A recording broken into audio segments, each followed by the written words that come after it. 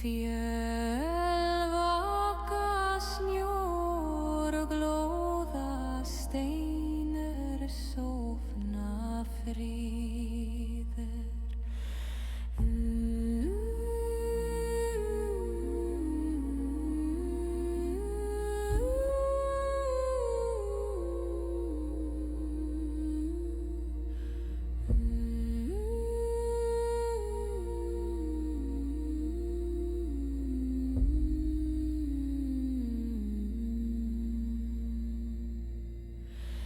Eldur brennur, gnistrar fljúga, ljóð fylgja nátt. Eldur brennur, gnistrar fljúga, ljóð fylgja nátt.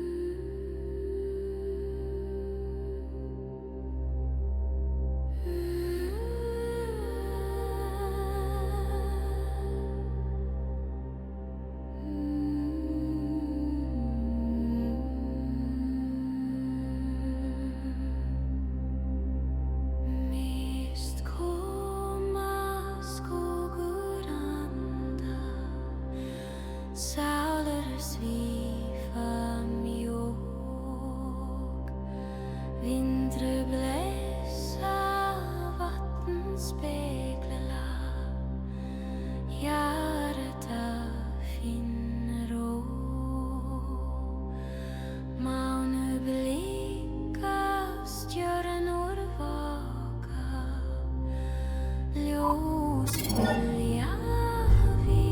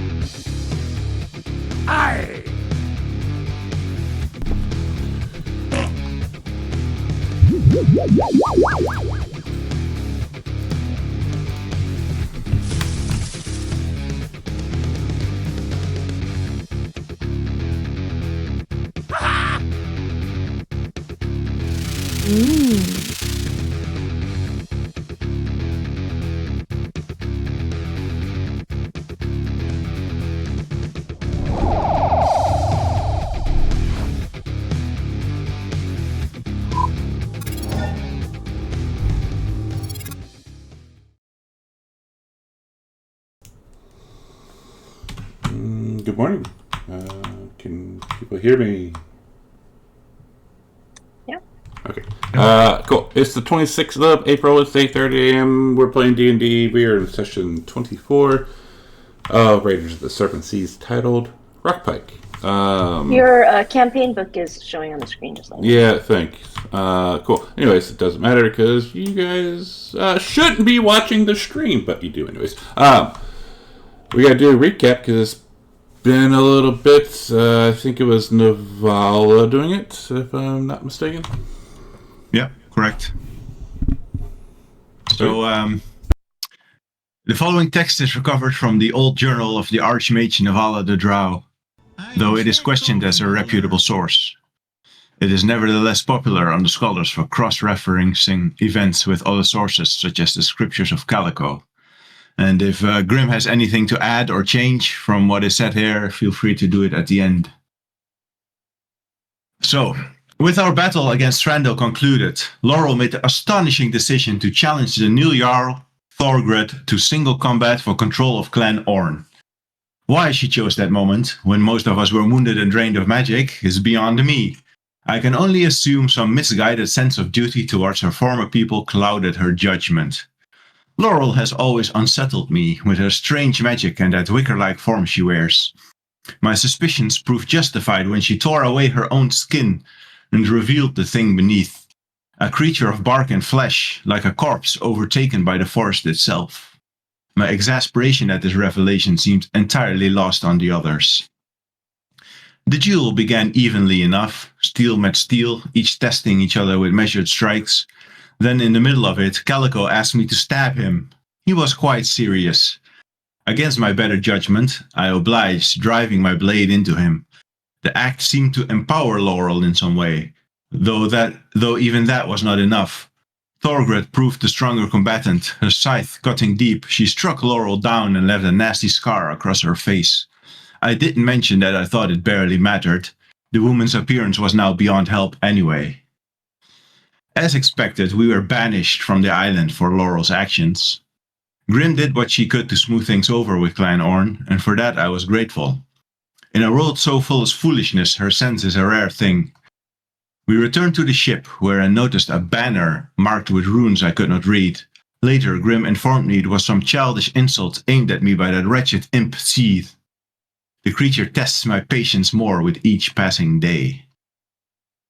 With time to rest, I returned to my studies. At last, I managed to unravel more of the runic structure that governs magic in this land. I regained access to spells of real power. Fireball and flight now answered my will once more. Naturally, I tested this immediately. The resulting explosion over the sea was quite satisfying.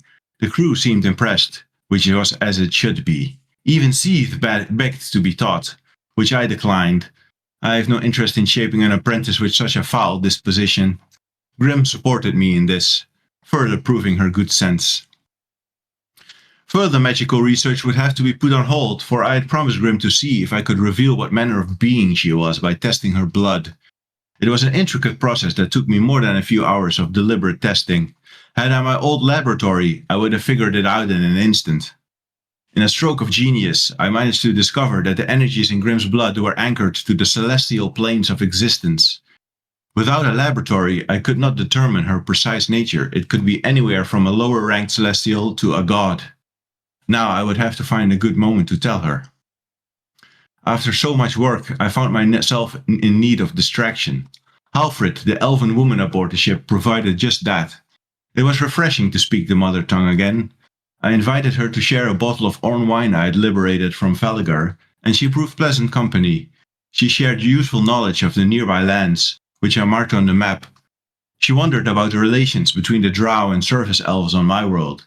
I could not tell her that surface elves made for the best pleasure slaves in Menzoberranzan.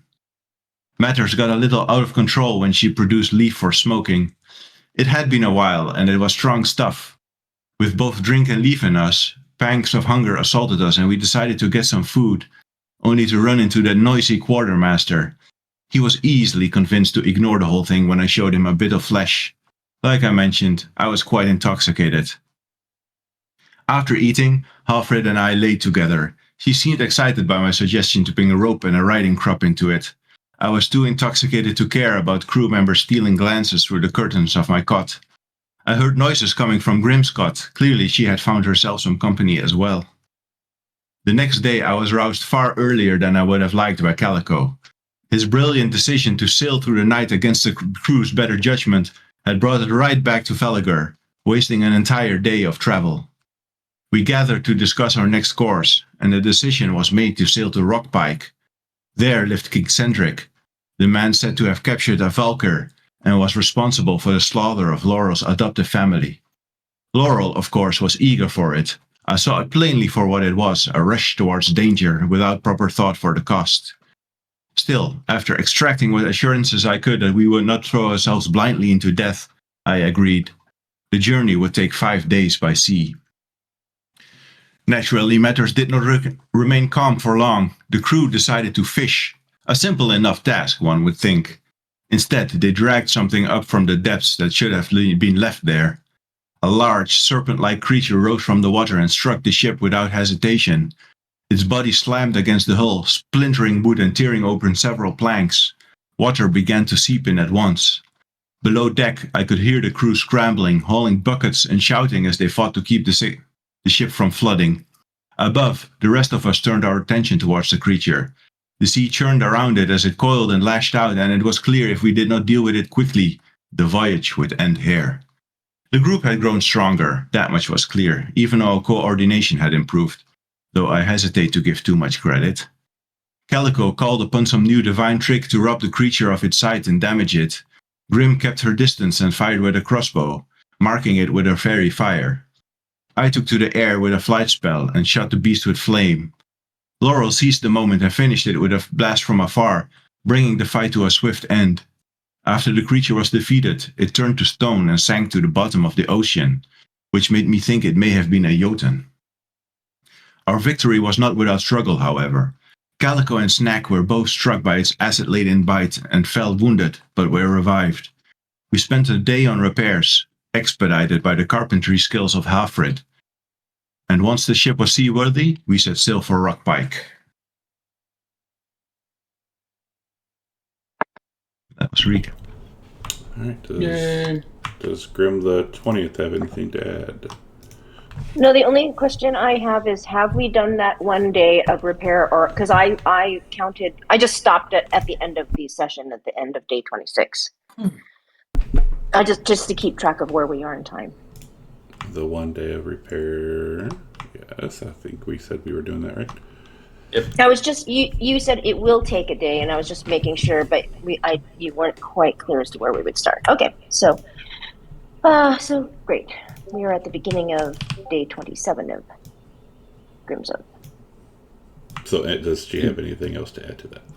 Oh, no, that was great. I would add just one minor thing for Robin's benefit is Calico's new spell he cast was Guardian Spirits, and they were Hulda. Oh yeah, I watched the whole episode. Oh, gotcha. I made a soundbite from it. Oh. It played when I joined, and I'm sorry that I was late, but maybe you guys didn't hear it. So Yeah, I didn't hear it. I did not. I'm gonna play it real quick. Can I find it? I am Snack Cauldron Bubbler. I heard that.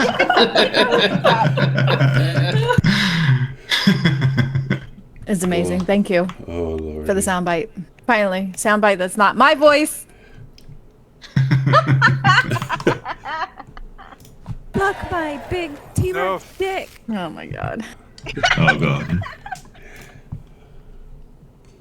Okay.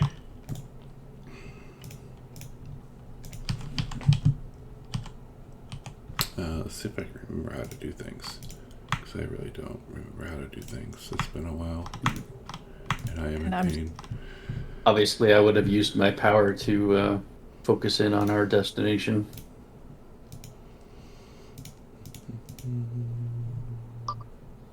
Snow. Let's do snow. How about we do some snow? No, we don't want to do snow yet. Sorry, it's been a week. You'd stop living in the middle of a disaster zone, you wouldn't have these problems.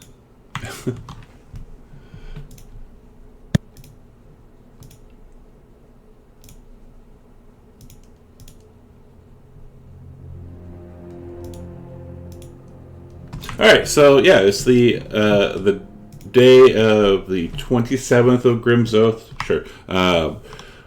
We're doing repairs, but when you guys start waking up, you hear coming from above deck, like some people crying out, "Watch out!" and then you hear.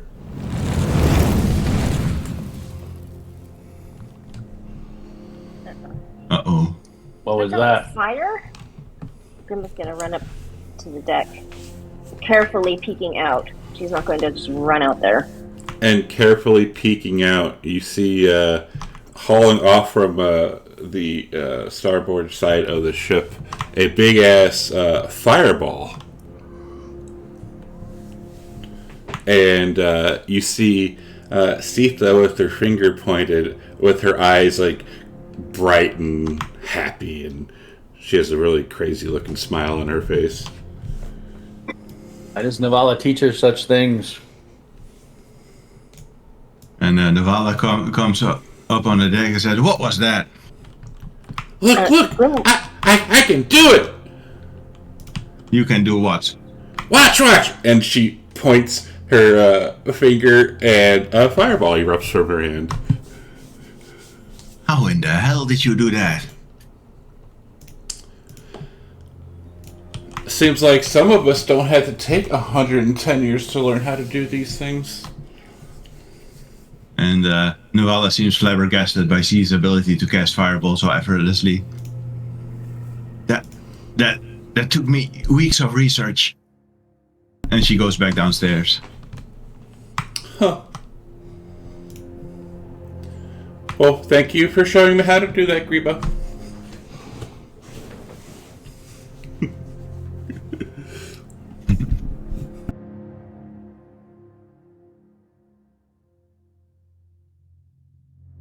Now, is there anything anyone wanted to do on this day of repairs? Oh yeah, Navala will call Grim to her cot. Yeah, well, Grim was gonna go find Navala anyway and tell her that. Do you know how she did that? That's dangerous. I have Oh. no clue. That usually takes years and years of practice to master. I could do it before I came to this land, but it took me weeks to figure out how to even cast spells here. She might be some kind of prodigy. I think the runic word for prodigy here is Miramek. That's out of character. That's out of character. Let's just say it though. Does she have bug-like features? Yeah, exactly. Or they're kind of hiding behind her eyeballs. Naval says, "I have finished with my research of your blood, and I have some interesting news for you." Oh, really? What is it? She will invite Grim into the cot and close the curtains and lower her voice. Probably not enough to stop the crew from listening anyway, but she tries. And she says, "I discovered that you are indeed not a being from this world. You are a celestial." What's that? A creature with its origins in the outer planes. It's pretty difficult to explain, but it doesn't surprise me that you might be older than Grimnir itself.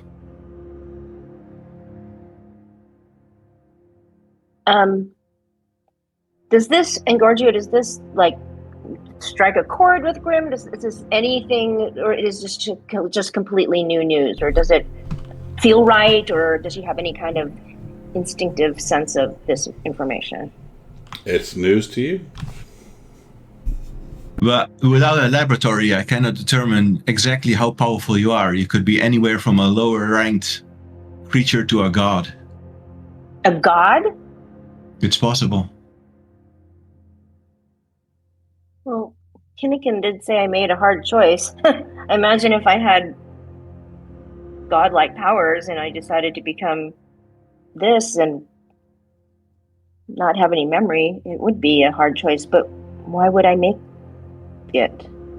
Well, it doesn't have to be a god. It could be, for example, one of those Valkyr. I could imagine them being celestial creatures as well. They fit the usual notion of celestial beings from my world. But why would I decide to give all that up? Fortunately, only you can answer that. Well, I'm certainly don't feel any more powerful than anybody else. Back in Mensobaranzen, we have certain mushrooms that can help you unlock memories or overcome certain mental blockades. Perhaps we should keep our eye out for mushrooms that affect the mind in here, and maybe they can help you recover some of your memories. Maybe. Thank you for taking the time to investigate this. No problem at all.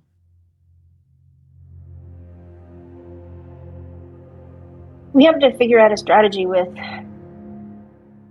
Sifa. We can't.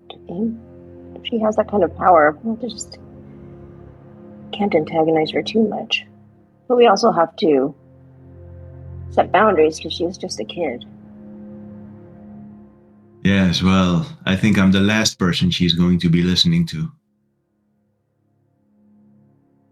I'll see what I can do. If only there was someone who knew her before.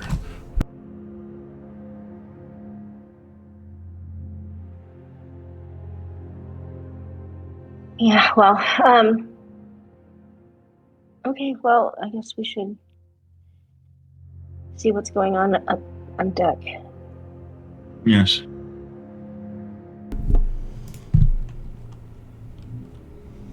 So Grim will go up on deck. Is Sita still doing stuff, or is she just like gone off and doing her own thing? She is chasing around Vimy. Okay. With Lotara, of course, sitting there watching, pressing the button, looking at the mute Evan. I mean, Evan. And Halford walks up to Navala and, you want to go for round 5? I got some of this good stuff again. After the ship is repaired and we are on our way.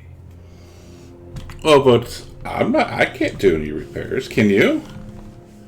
I thought you were a carpenter.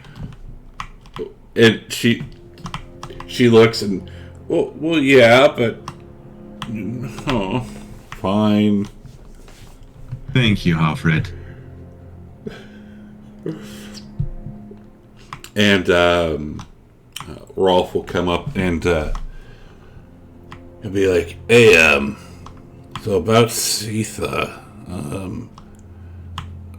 I don't really know much about magic things, and that's the crew's kind of mumbling that they think she might be a witch because a child like that shouldn't be able to do things that Greba here does."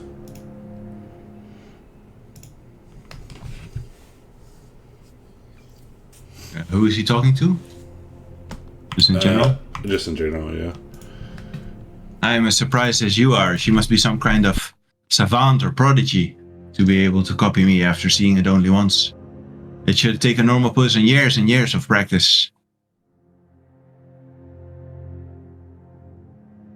Grim's gonna go over to Snack and say, Snack, you know Sitha, right? I mean, do you know how she's able to do this? Do I know DM? I mean, so character history, you know, she. I know I trained her for a little while. Yeah, and Samson is her adopted father. Mm-hmm. He found her in the village at the village inn. And, you know, he had just lost his kid, so he brought her in and raised her. But there was no indications of where she came from or who her parents are. Okay. Well, when I met her, she had some, what I would call latent magical powers. I was training her in my craft, you know, my way of casting magic. It could be that maybe she's a sorcerer of some kind, or... But I don't know. I never ran any tests or anything of that nature. She saw me do it, and then she did it herself. And I am a wizard. I cast it very differently than a sorcerer does. I understand that, but sorcerers can tap into the same source of magic that everyone else can. Yes, but at her age, suddenly after seeing it once, usually it's more of a, well, I suppose Sounds we like can test sorcery her. to me. Yeah, we could run some tests. You could cast a spell and see if she can emulate, and I could cast a spell and see if she can emulate.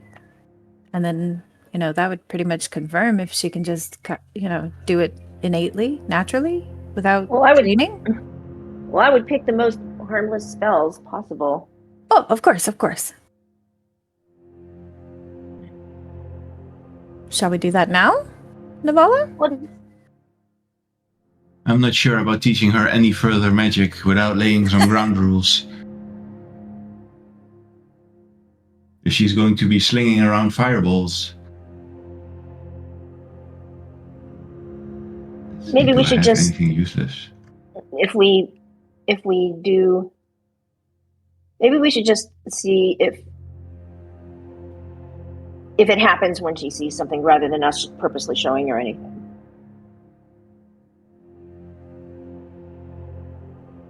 I mean, I would take the path of caution. Yeah, maybe it's best to teach her how to use her magic in a way that's beneficial and not dangerous. I recall that Well, the runecaster said she had some important destiny. Yes, we should, hang on. Snack knows. Robin wrote it down somewhere. yeah. We're supposed to take her somewhere. Yes, we're supposed to take her to a Helmo. Yeah, thank you. I just couldn't find my notes. Okay. Perhaps her abilities are tied into that. Yes, I would like to go there personally, myself, but also for Sita.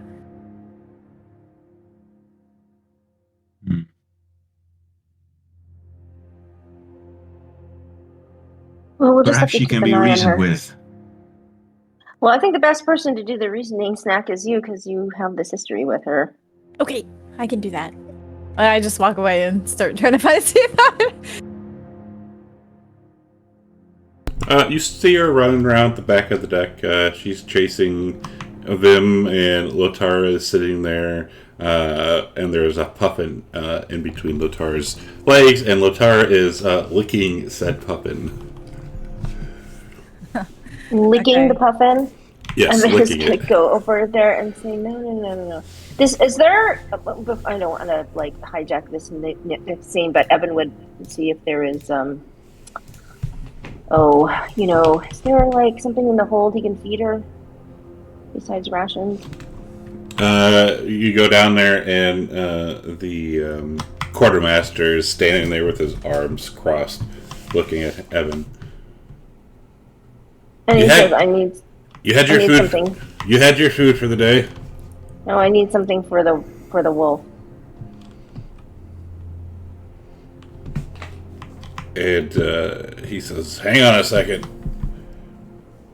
And a couple minutes later, he comes back with some fruit. Has Evan ever seen Lotara eat fruit? No. He's like, no, she's really a carnivore. The meat we had is spoiled, so unless you want to feed her spoiled meat, I suggest maybe you fish or go hunting. You're a ranger, aren't you? Yes, but we are in the middle of the ocean. And he just looks at you like, what do you want to do about it? How spoiled is the meat? Wolves are scavengers, I think. How spoiled is the meat? Yeah, there's there's a little stink to it. Well, he will ask for the least spoiled meat, and then he would go up to Lotara and say, "We're out of meat. This is the best I could do. What do you think?"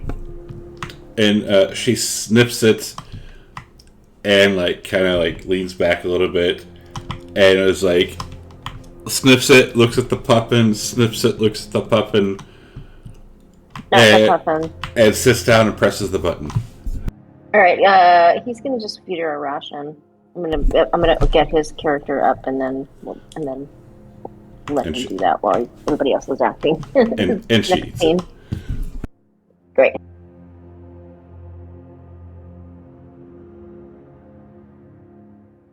Sorry, back to you, Snack. No worries. So I'll approach Sitha, and I will gently say to her, Sitha, darling, can we have a chat? Come sit with me, and I'll Okay. find a little sit spot, just have a seat. Hi, Snack. Hi. Is she sitting with me or not sitting? Yeah, she's sitting. Okay.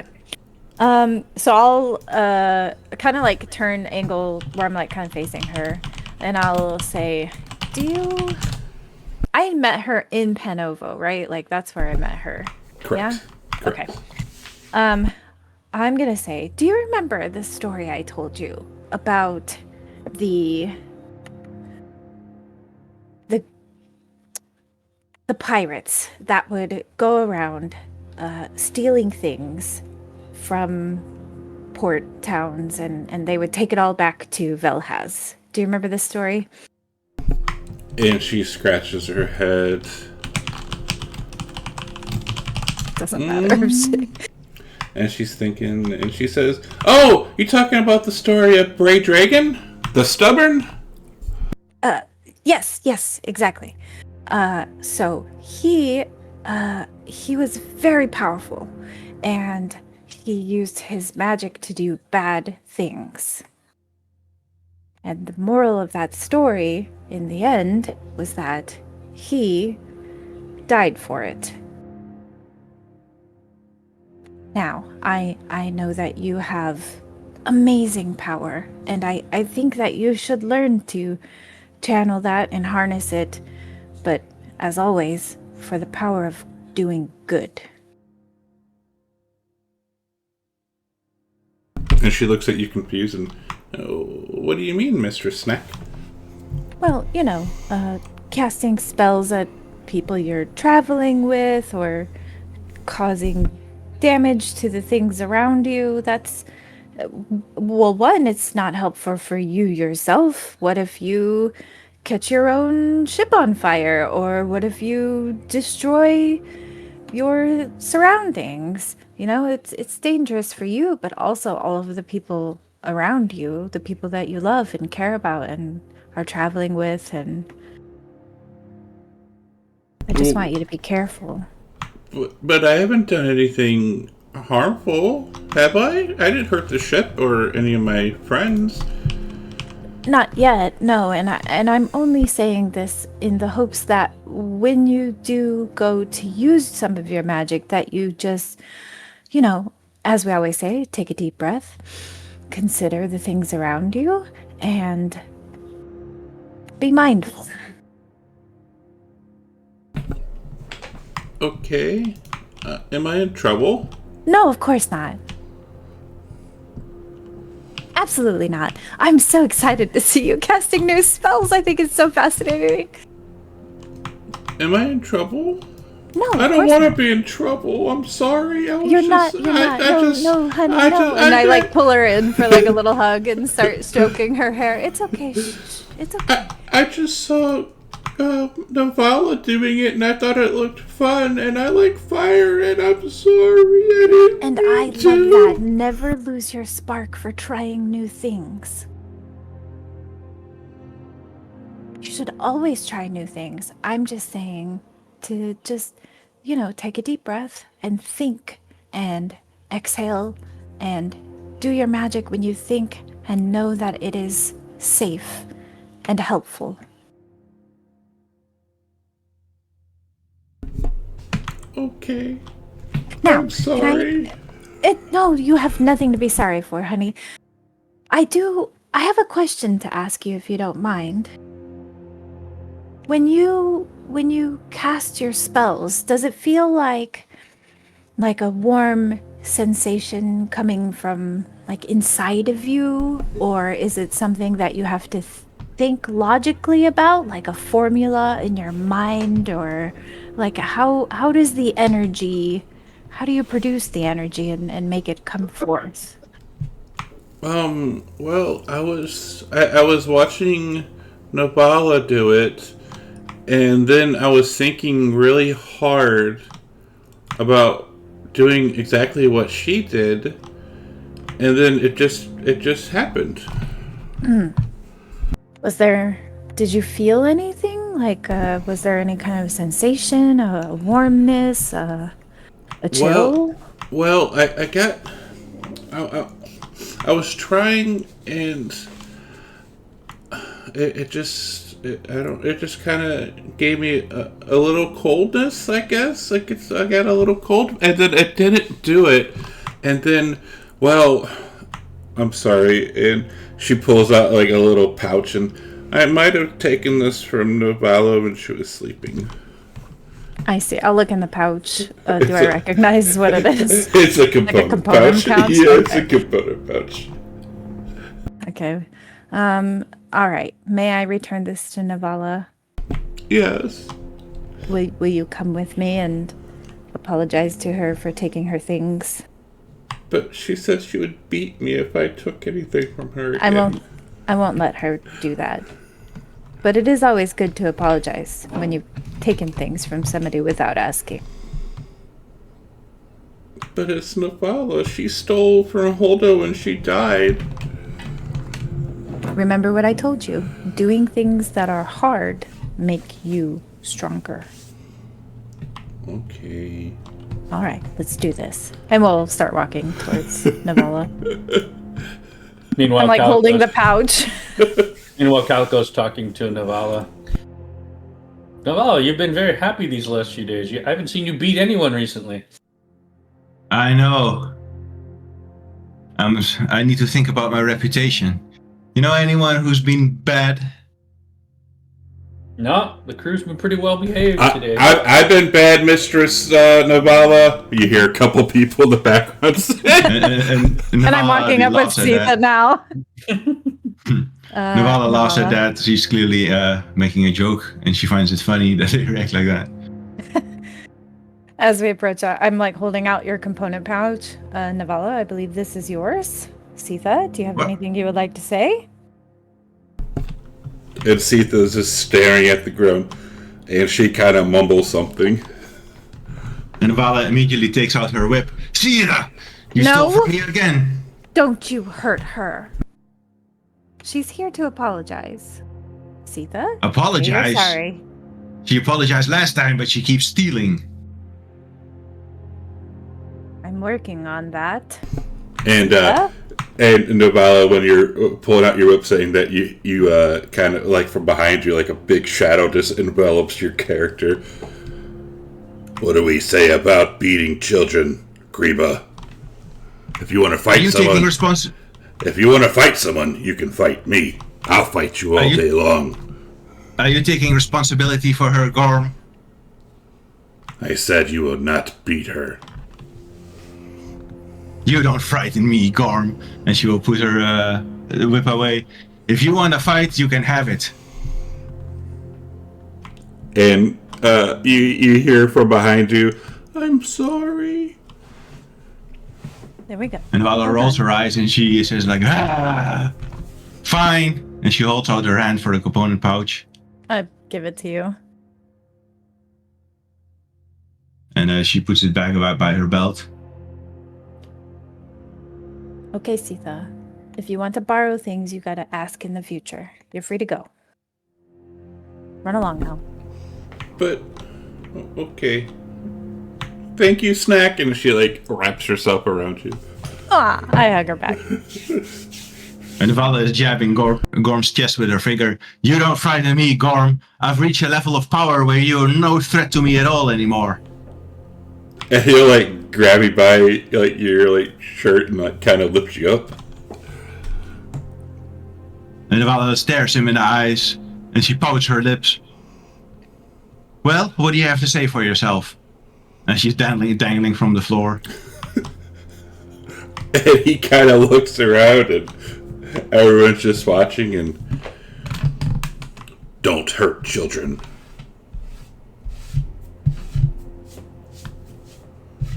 Then perhaps you'll be so kind as to teach her not to steal from me anymore. Maybe if you weren't so wretched. Wretched? Wretched?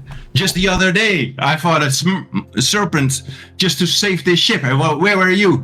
hauling buckets of water. How about some help next time?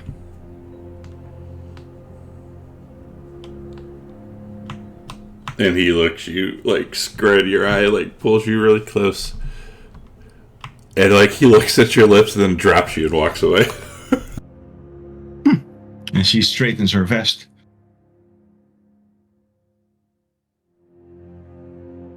I can't believe this. The men aboard the ship. I'm trying to teach Sitha to do better, to choose better. Well, I didn't beat her, did I? As far as Thank I'm you. concerned, she's quite lucky. Thank you for not harming her. She's just a child. She had Just a child. She's not a child anymore if she can cast Fireball. She's just a child who doesn't have parents here. She's not anywhere near her family, her home. I've heard such sob stories many times. She needs to grow up and fast. I think we all do.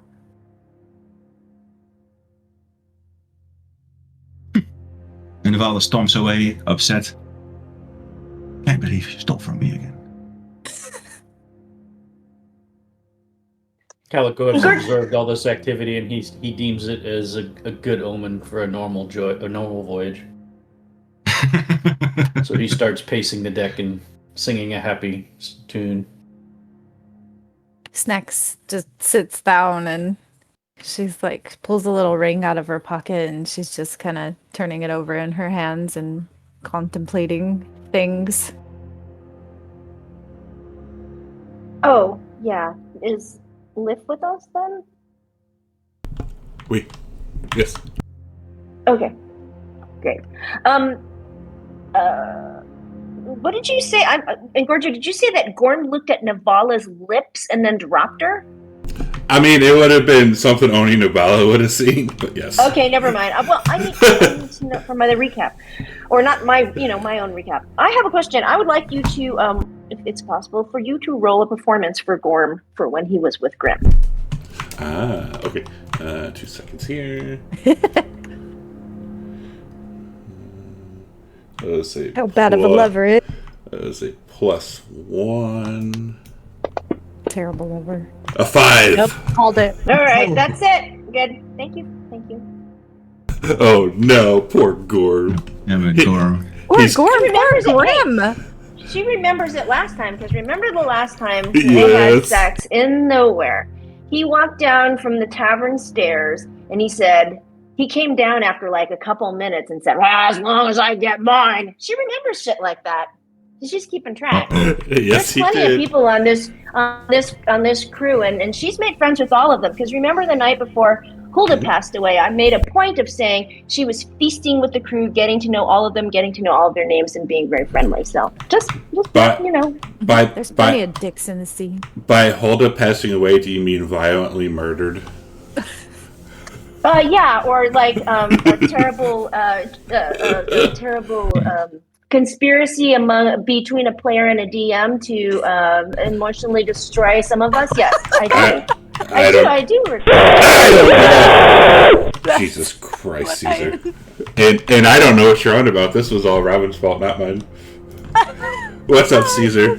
67 months. Damn, dude, over 5 I'm years. so sorry. 5.5 years. I do have to thank Engorgio for killing her off earlier than later, because later would have been worse. Although it's like it very much changed Grimm's trajectory of her character, which is always fun. I'm so sorry. No, Yeah, bucket list. You just called it a bucket list to me the other day. imagine if I would have left it to like session 20. Cauldron bubbler.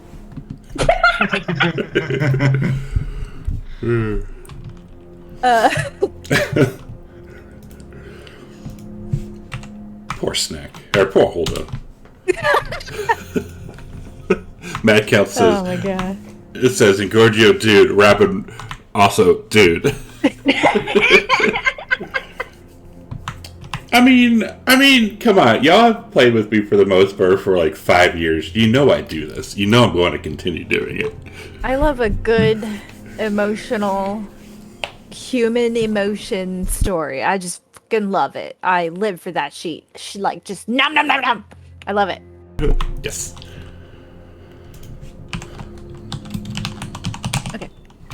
Where were we? Sailing onward. Sailing onward. Moving on. All right. And also, so, Laurel, one of the crew's going to come up to you and say, so you're Laurel now? What happened? Well, nothing happened exactly. I've always been a wicker. But Just look different now. did that hurt? Not exactly. Can you put your other face back on? Nope. That's cool. Well, for what it's worth, I think you look more badass now. Thanks.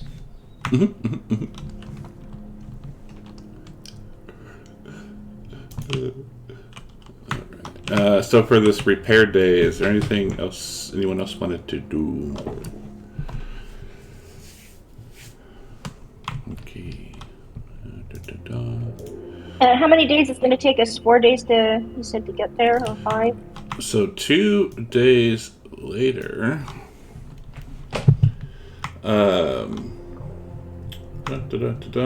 so you see a fairing. There's a fairing drifting in the water before you. The sails collapsed, and you see a heavily bearded man using the oars to paddle forward. His tattooed skin clings tightly to his skeleton. You do not think he has eaten in quite some time. I will order the ship to pick him up. And as the ship and the fairing get closer, you see the man doesn't even seem to pay you guys any attention, as he's just still rowing, like staring straight ahead. You there? Do you need assistance? And if whomever is on deck, roll a history check. Okay.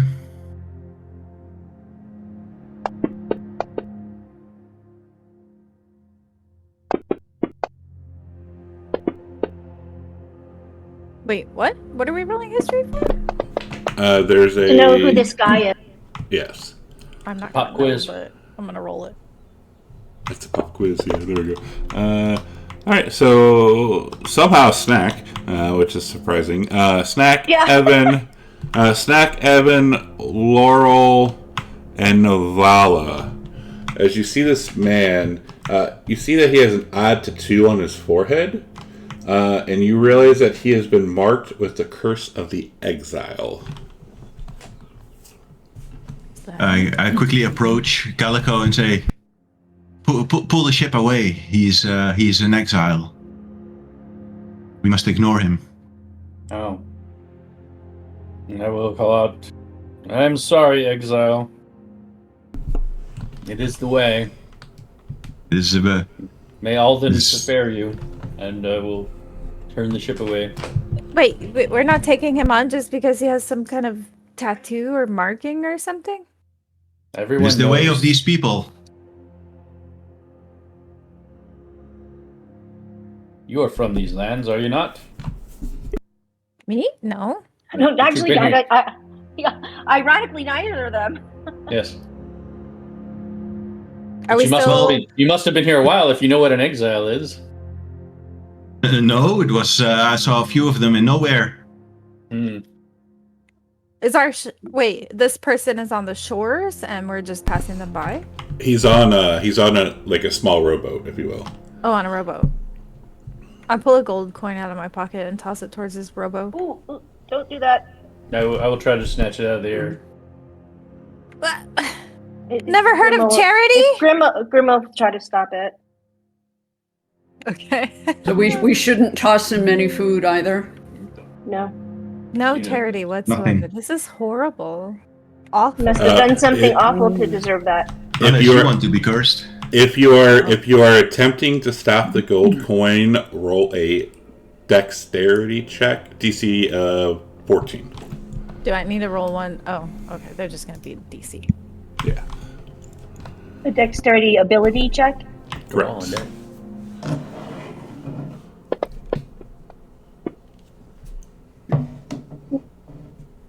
Flies past Grim's hand. Just in slow motion. No. As it starts getting closer towards the edge of the deck, Laurel just grabs it out of the air.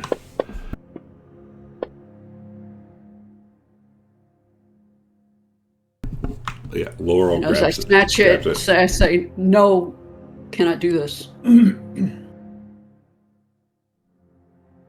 Snack just looks at everybody, incredibly disappointed, and she just kind of storms off and goes below deck. There's below deck, right? Yeah. Yeah, and as you turn to leave, you see that the rest of the crew is sitting there, like they have all stopped and they're sitting there watching what you guys are doing. They know what exiles are, though, too, right? Oh, absolutely. That's why they're sitting there watching this, just to see what you're going to do. Yeah, if you disrespect their culture, it's a problem. So forget this guy.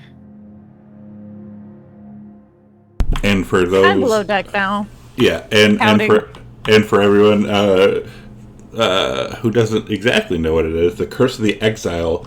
This curse is enacted by other mortals. The cursed raider becomes marked by all other raiders, who must now ignore them. The cursed will be treated as if they have already died, and no one will shelter, feed, or defend them.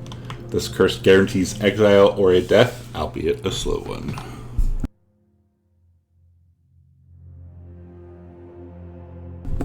It's a big thing. Big Mojo Jojo.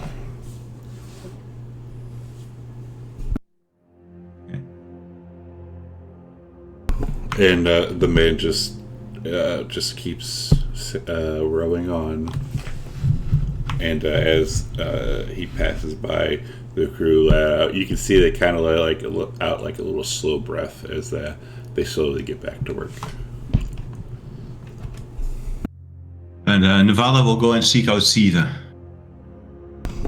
Okay, you see her chasing Vimeo around, and Vim looks. He might not be having fun, but he's going with it. I will whistle, and so he parks on my shoulder, and then I'll walk up to Sita. You should really give poor Vimy a break sometimes. But he likes it. Does he? Well, I suppose he could fly away at any point. But, I've been thinking about your request for me to teach you some magic. I am willing to show you another spell. Okay, and she looks around see maybe you're trying to pull one on her, but she's okay. What kind of magic?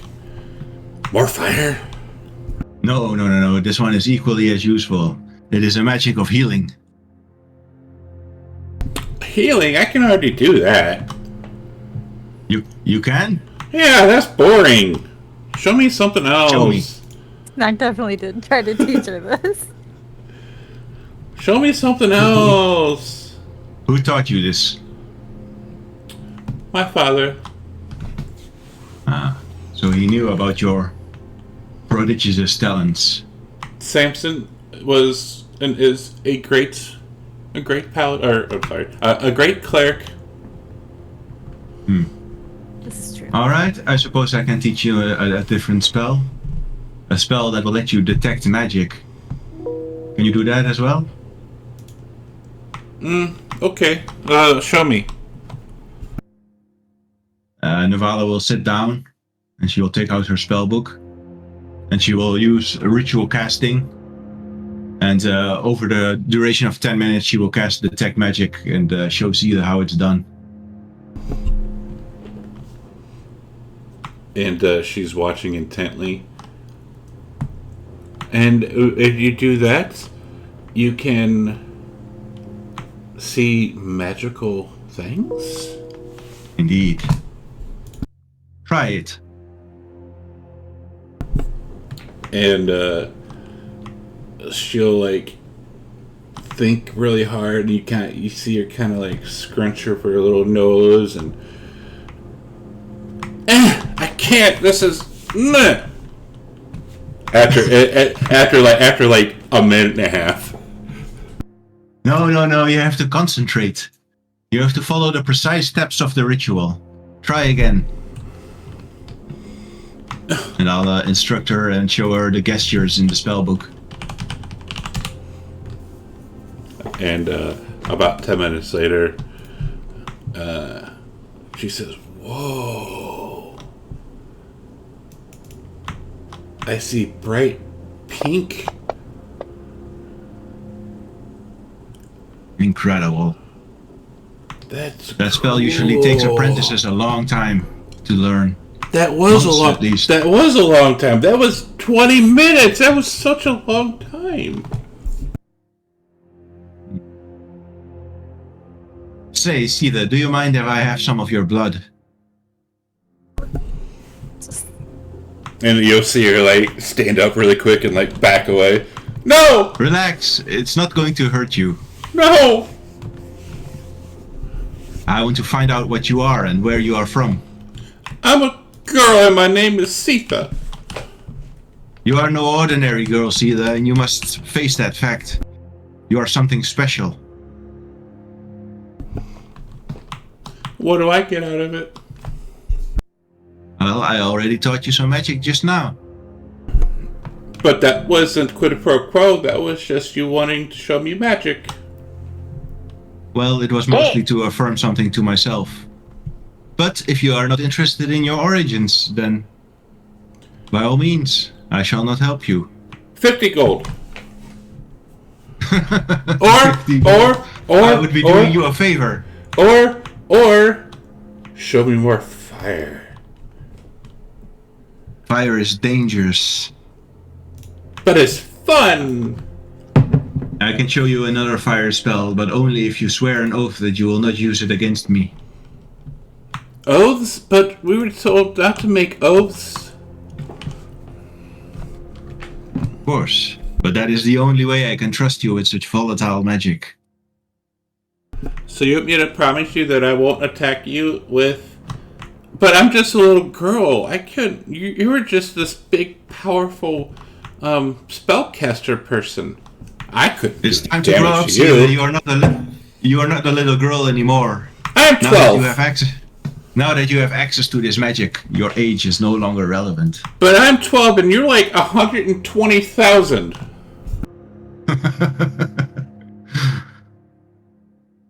Sita, you can cast Fireball, even if you were a little girl once. Now you are a walking weapon.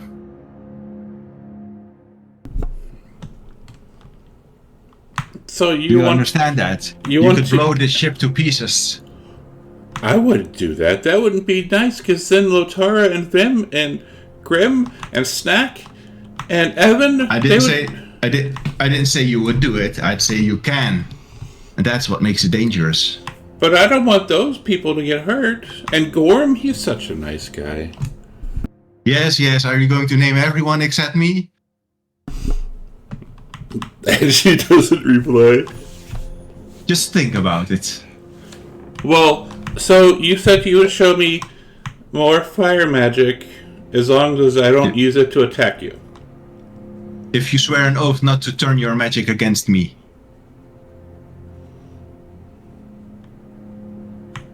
And you see her contemplating.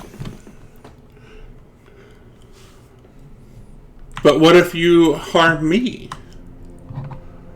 When have I ever done that? And she gives you the, really? Listen, I have something you want, and that's the price. And I have something you want. No, you don't. I wanted to figure out what you are for your own good. Perhaps we could learn about you and where you are actually from. But if it's not important to you, then I will not waste my time with it.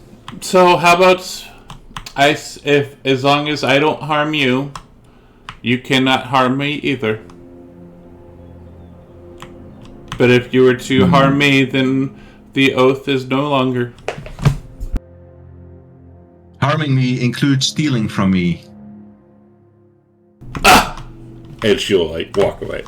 No, that was mean. You're mean, Greba.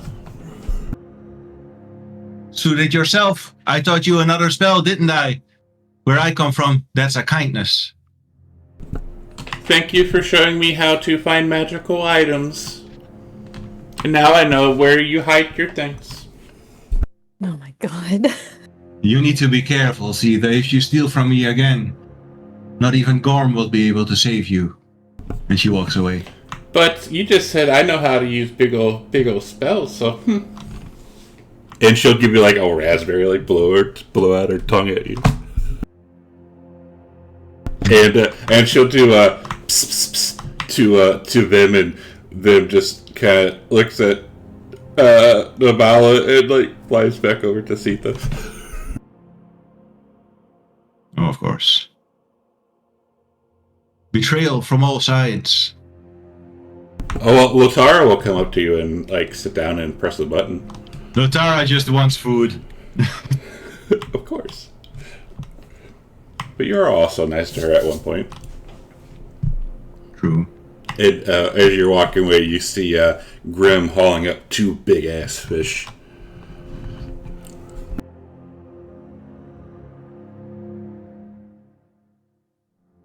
I'll go watch her fish and say, impressive catch. Thanks. Hungry? Yes, actually.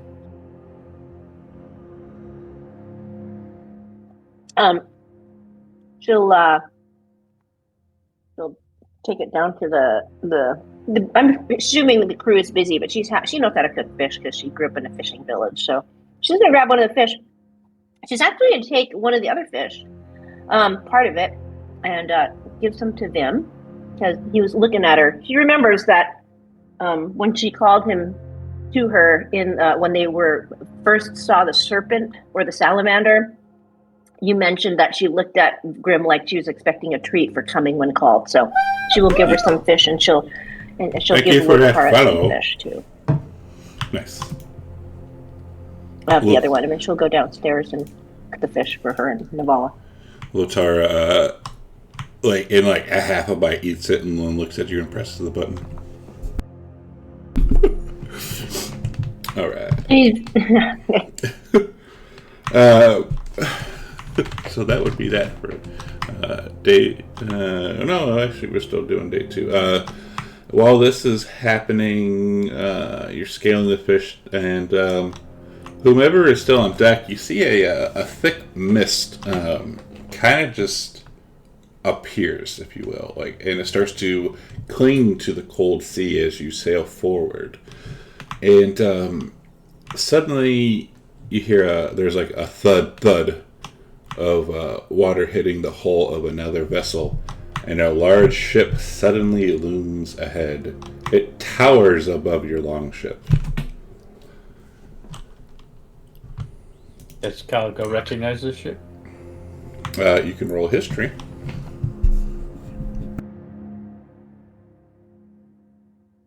Grim pulls some herbs out of a pouch and says, "Fish goes really well with these herbs," as she's preparing it with Navala.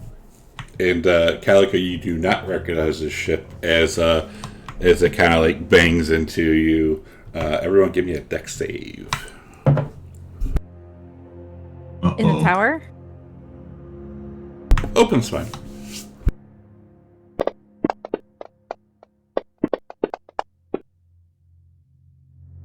I'm dead. Wait, I'm below deck. You are below deck. As Snack, Calico, you like kind of lose your footing and kind of fall to the ground. Oh no, I dropped my ring. I immediately try to find my ring. Okay, you find your ring. Shit! And Grim almost slices her finger, scaling the fish, and says, "What was that?" To Navala. I have no idea. Let's go up and check. And as you're going up, you hear voices spoken in an unfamiliar language, and you kind of catch a glimpse of a bull-headed man staring down at you, a hooded figure beside him, and then you hear commands shouted in a harsh language as presumably the ship's captain issues orders, and a woman responds to him in the Elvish language. Just as you are making sense of their words, a rustling at the water's level captures your attention. You see the reflecting eyes of a strange human-like creature with blue-green skin clinging to the ship's hull. She stares at you a long moment, and then you blink, and the larger ship vanishes. Huh. Did I overhear what they were talking about in Elvish? Yes, so this will be what the guy says. Give me a second. If you speak that language, that is what that man said. Oh, I know what they're saying. I'm running up to the top of the deck. Do I hear it from below or as I'm coming up? As you're coming up, you hear that. And then if you speak that language, that is what the woman said in return. Does anyone know what they said? I do. What is it? They said, ready the magic. And then someone replied in Elvish and said, yes, Captain, at once.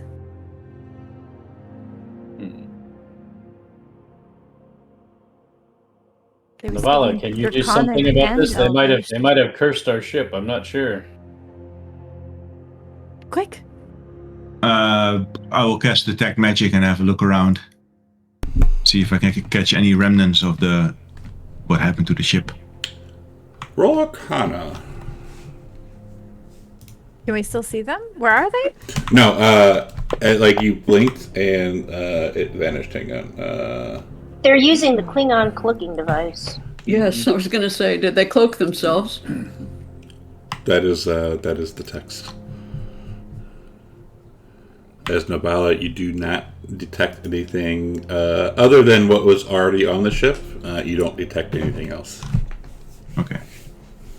I'll say that our ship is fine and that they have left no magic on us. But there's something clinging to our ship's hull? No, she vanished, that creature. See the Did it- Oh, yeah. that- Okay. That didn't look like a Grim, did it? Or did it? It did not. It looked like a Draken. Oh, sorry. You guys here call it Dragonborn? Did it look like a Dragonborn? Yeah, I think that's the word for it here. Well, did it look like I'm a asking- siren? Or I'm asking, and Gorgia, did it look like a Dragonborn? We do have Dragonborns here. Yeah, it kind of looked like one. And by that, yes, I mean kinda looked like one. Interesting. Did it have a tail or no tail? That's an important distinction. You are unsure because the ship was so high up, you are unable to see more than its torso.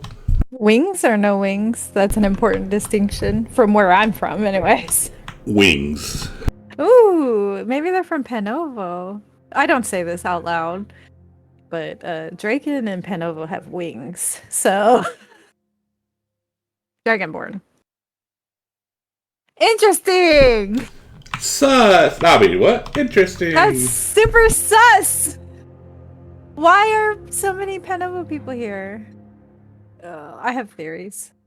Well, Snacks here. Yeah. Yeah, I have So- some theories. Say Snacks here. Apparently, what's My his name? brother's Snap. here? What the Snap. fuck? I think I have some Snap. theories. Oh yeah, you never even really talked to them. The rest of the party Nope, about nobody's Snap. asked me about it. I so- know, it's kind of funny.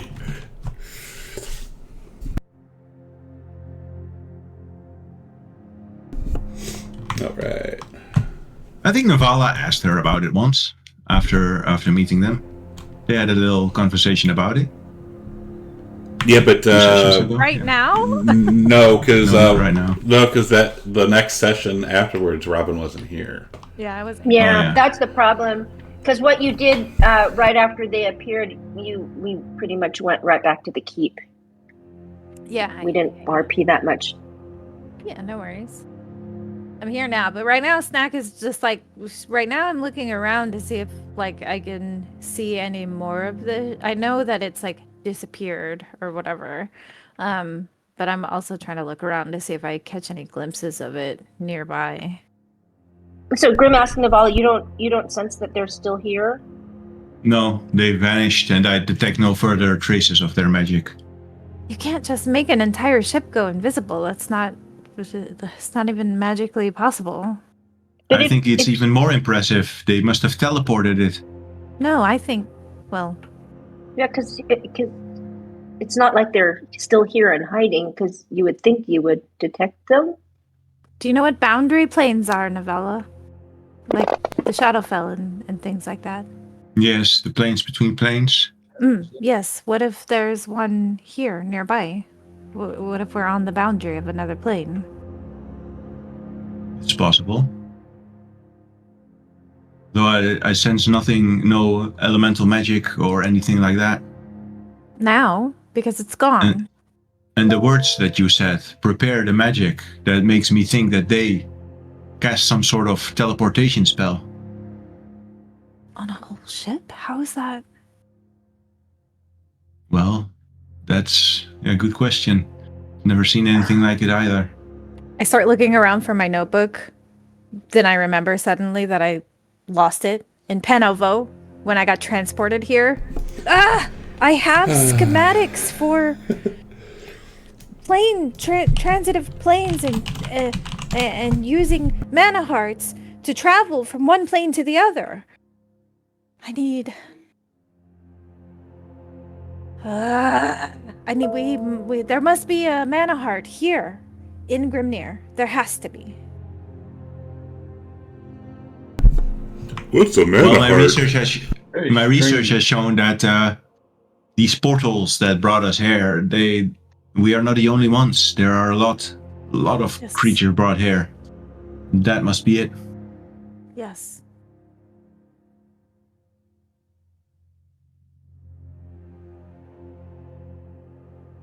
Sus. Go to the Helma.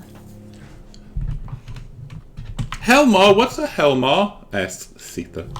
I don't know, some legendary, strange, magical location here. Yes? But that sounds I'm scary. looking at everybody for confirmation. Must be. Doesn't that sound like a place where there would be some great source of magical energy?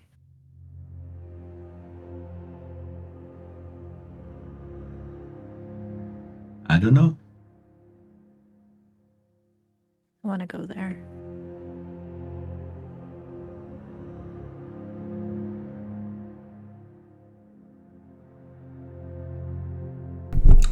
All right. So that is that for that day. Let's move the ship. So if you're looking at this map, Calico, your senses is telling you northeast now. Actually, due east. No, actually, it is northeast. My bad. Calico gives all these conflicting directions to the Yeah. east. No, northeast. No, east. East. No, northeast. No, east. All right. So at the third day, at day 3, it is extremely cold out. I need a con save from everyone as you're waking up. That evening, could I have gone absolutely. to ask Navala some questions? I have some questions for Navala. Absolutely. Oh, you said save. I did a check, sorry. No, you're fine. This would be I have a +5 to con saves. Yeah, you're fine. The next day, this will be the roll for the next day, but you can do your questions right now. I'll find Navala like in one of in the evening time or something. Hopefully she's alone. Maybe Yeah, she's Halford, alone. right? Oh, but Halford wants to be there. Let's say it's not that late yet. Okay, yeah. Navala, don't you think it's odd? Your redheaded friend. friend. Sorry. That was with my brother in the cavern. Do you recall?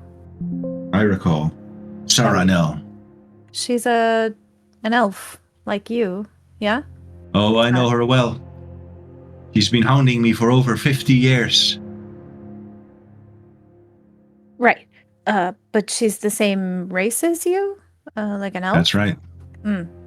She's my rival. She's From a rival working house. with my brother.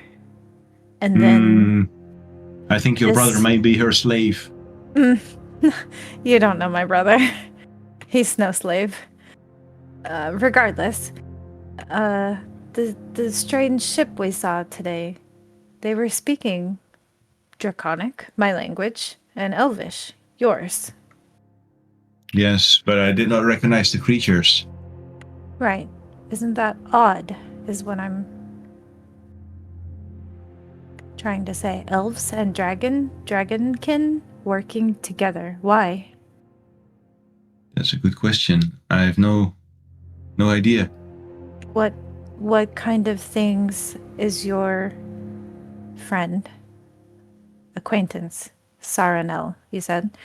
What kind of things is she motivated by? Power? Money? Greed, power, all of those things. She's a wicked woman to the core. She's a sorceress. Do you know what she might be doing here? Like, what interest does she have in this world? Yes, I know, but I would rather not say. Tell you what, I'll tell you what I know about my brother if you tell me what you know about Saranel. Deal? There are some details I'm not able to give you, but I will give you some information, yes. Okay, I'll go first, as a show of good faith. My brother is very talented in transmutation. He likes to make monsters out of men as experiments. That sort of thing that will appease Saranel. She will be pleased by that sort of work, to be certain. Your turn.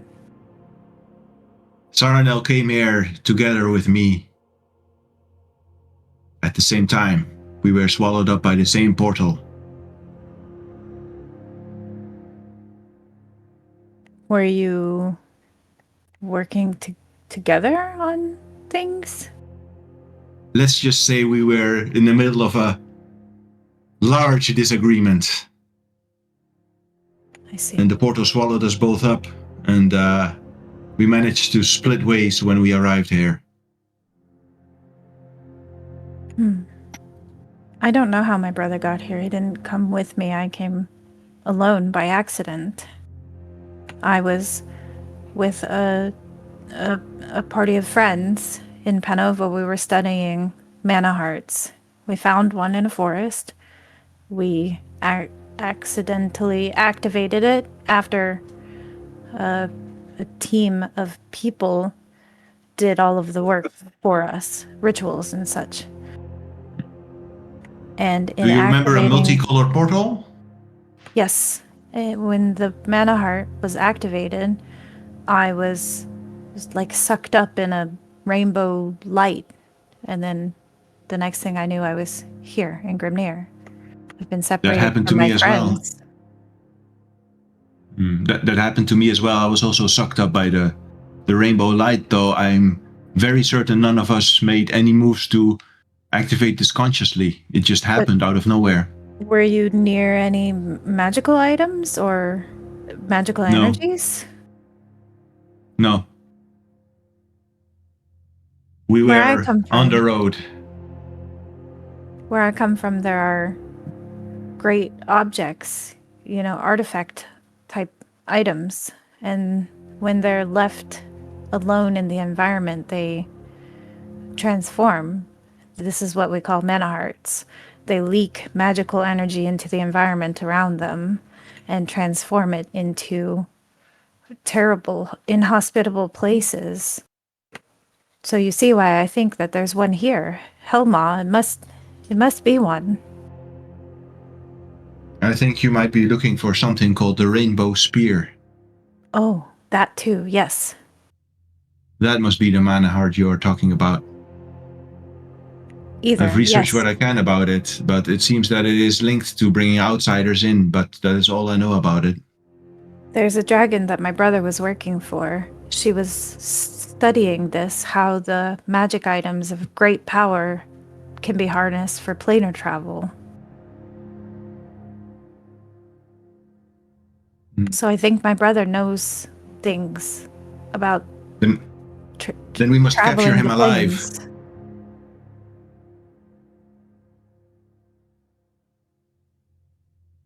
Okay. As for We can do Saranel, I do not care about her fate. The sooner she is dead, the better. She must have hurt you. Pah, it's nothing. Okay. There are more frightening women out there than Saranel. Well,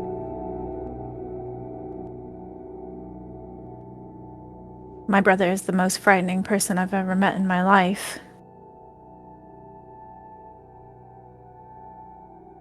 Then it will do us good to capture him and interrogate him, and perhaps you can show him just what you think about him. She takes a deep breath and seems very shaky, and Snack just says, I'll try. You'll help me in this? Yes, I will help you. Okay.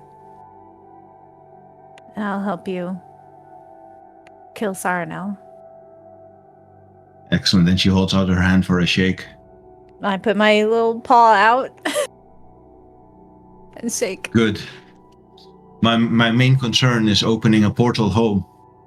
Yes, my brother may know how to do that. Excellent. Maybe.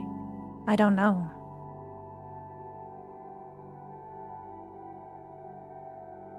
Just know, I should probably tell somebody this. My brother has fragments of my soul. So if I die anywhere, he will just... I'll be under his control again. He'll bring me back. This brother of yours, he seems to have treated you quite poorly. We must get back those fragments then. I don't know if he's brought all of them here. Last time I counted them, he has 4 pieces. So... I see. So if you die, we will not be able to revive you, or? I don't think so. A long time ago, when he did this to me, he took 6, maybe 7. I think only 6. I've died twice, and each time I've woken up in his factory, where he subjected me to things, and I've escaped his Thank clutches. you for that follow. She just said Both 6'7". 6'7". Your brother seems to be a powerful spellcaster if he's able to do this. Yes. He should All be right. treated with all measure of caution, and I don't think we're yet ready to fight him. But maybe someday. Once I regain my old powers, I will be able to face Saranel as an equal. Oh, what's up, Seki? But to your brother,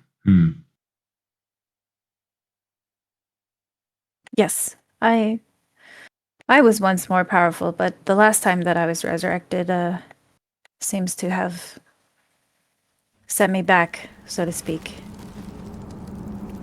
Perhaps if we recover these shards, we can recover your original powers. That would be wonderful. Thank you, Navala, so much for this conversation. This was It feels good to have said things I've been holding in for so long. I feel relieved.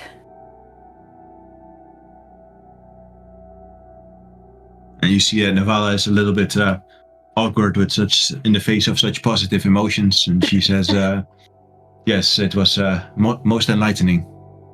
I agree. Okay, well, if you need me, you know where to find me. Of course. I awkwardly just walk away. And you see that Navala breathes out a sigh as she leaves.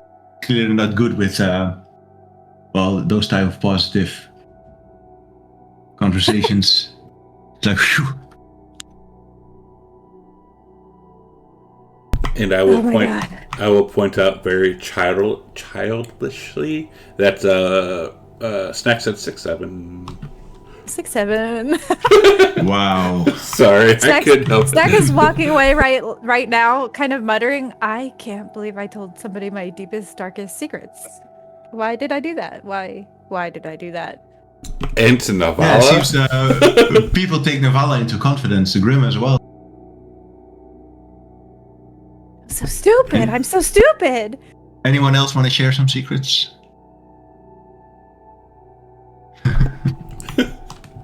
Oh, Lordy. All right. Yeah, was there anything else for that evening before we go to the next day? Why did I do that? I should have told Grim, not Navala. Why did I do that? Why did you do that? That's actually It was a good conversation. They clicked. But now she can just use it. I mean, how many days out are we from? This is the end of day 2, start of day 3. And it said it would take 4 days to get there? Allegedly is what Allegedly. So we assume there's like another day that we're going to be at sea. Correct. Right. And I'm going to say that Grim wakes up in musician mode. Nice. Very nice. You wake up in musician mode, and everyone had already rolled their con saves, as it is extremely cold. We got Snack, Grim, Navala, and Calico. Do any of you have cold immunity or cold resistance? No. Nope. Alright, you all have gained 1 level of exhaustion. Oh I'm so god. sleepy today. Let me throw that on you as soon as I can find the bloody thing. Need exhaustion. Wait, why do we have exhaustion? Because it is extremely cold. Oh, extremely give me cold, that. and you failed Thanks. your. Yep. Yeah. Yep. I failed my comprehension check, that's all. Only my fur hadn't been burned away. Right. So let's see. So on to Snack. Poor Snack. The cold doesn't bother me anyway. Thank you. I was hoping someone would say that. And for that, I expected it from Grim because Grim, but why would I say that? Because it did bother her. True, but it's the whole what you do in real life, all that good stuff. That's just what Anyways, Let it go. let it go. And for that, Laurel, for making me laugh like that, you get an extra inspiration because that was fun. Thank you. Thank you very much. Yes. And as you're coming up, you see that all the sailors are all bundled up in their heavy gear and all this heavy ass coats, and they're kind of shivering, but doesn't seem like it's affecting them too much. And let me find this thing. Would I happen to know if lesser restoration would remove this condition from me? You've never used lesser restoration on that condition, so you are unsure. Oh, I could cast that spell if I changed out what I prepped. Well, I would try it just to see. Well, it is a new day, Snack. Yeah, I know, but I'm not changing my spells. I tried casting it on myself. I do need to roll my elixir. You do. Go ahead and Calico mark off that spell slots, and as you cast it on yourself, it does not affect you. Like you are still exhausted. Damn it. Still tired. So, Grim, as tired as she is, though, she's really cold. And she is seating herself back by the drum as she is no longer having the seizure. So she's going to try to beat the drums to get the crew going, like to warm them up, as we're rowing. Okay, give us a performance.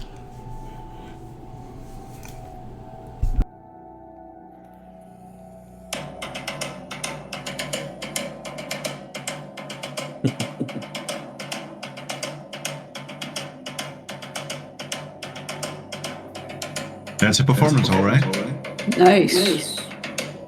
Snack's foot is tapping along. Go ahead and roll. I'll roll it as well, but that's what it sounds like. All right, yeah, give us that roll.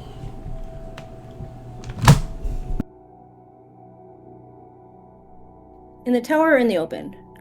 Open is fine. Oh yeah, they're very inspired. Yamming.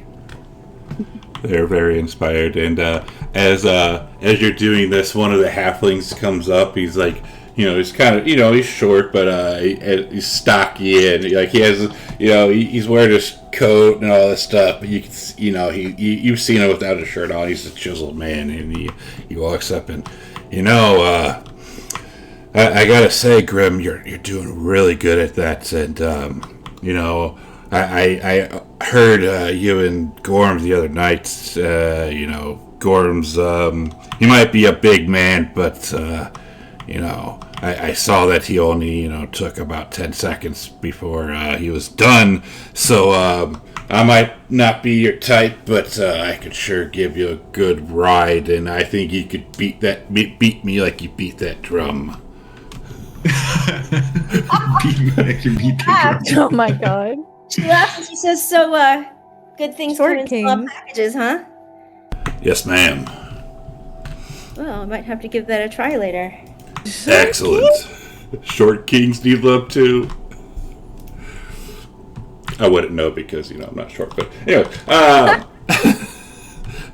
So while this is going on, if you can see this map. So as you're coming up here, Calico, using your ability. Where the fucking move that piece of shit? Are you going? There we go. Using your ability, you get the sense that it's still northeast to you, but all of this right here is like a big ice wall. So you don't see, like, pull out like your little spyglass because you can kind of see the shore. You can sort of see the shore, but you see it's like there's no place for the ship to land, and if you took a smaller boat, there's no shore for you to get on.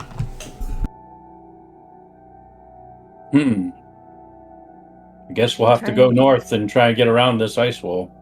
Or could try the docking from the east side. You're the captain, though. Is this included as well? Where on the map am I trying to get to? So you are getting the sense it is due northeast. Like it's like northeast is the direction you're getting. Oh.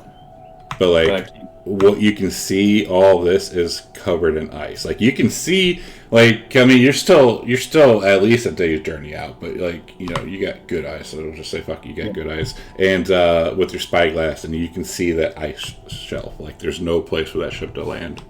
Oh, I guess we'll have to head a little bit south to get around this ice then. Okay. Yeah, so I guess we're heading this way. Yep. Okie dokie.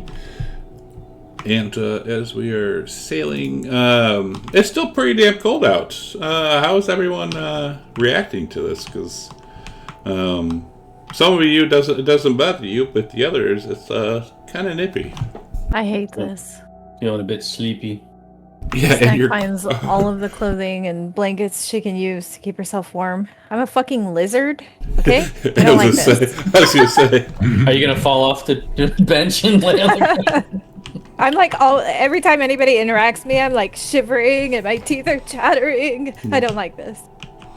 And while you're doing that, Sitha comes up to you and, come here, Snack. Let's huddle up together. Oh yes, thank you. And Bring her in my blankets. and you'll see her hold up her finger, and a little bit of a fire will come off her finger and say, "This should keep us warm." Oh, amazing.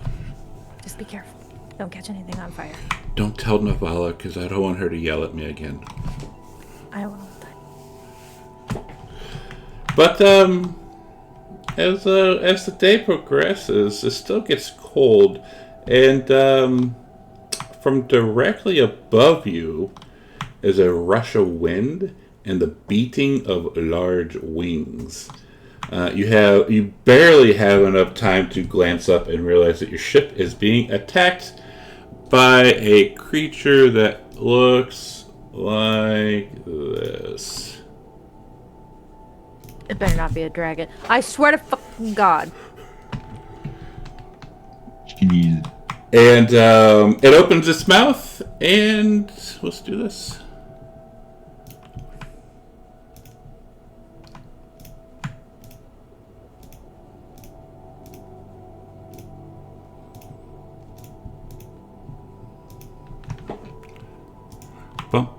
This is a con save. If you have inspiration and you want to use it, hit it now.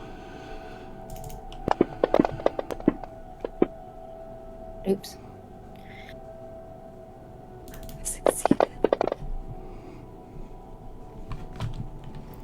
And it flies. How far up is it going to fly? It flies up 60 feet.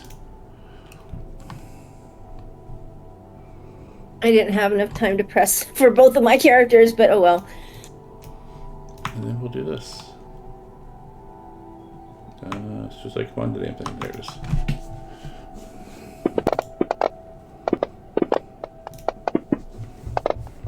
Oh, I should have asked if I could use my... Never mind. Ugh. I would say since you're cold and you're huddled and this happens and then Sitha falls over right next to you. Poor Sitha. Is she unconscious? She is. Great. Now is my time to strike. Exactly. Now it's like, exactly what I was thinking. It's like time to get rid of her now when she's. No, you guys! Evan. All right, Evan's going to draw his longbow. He is going to use his, because it's, 60 feet in the air, so he can hit it. And he's going to use his bonus action to cast Hunter's Mark on it. So I'm going to mark off that spell slot. And then he is going to shoot at it.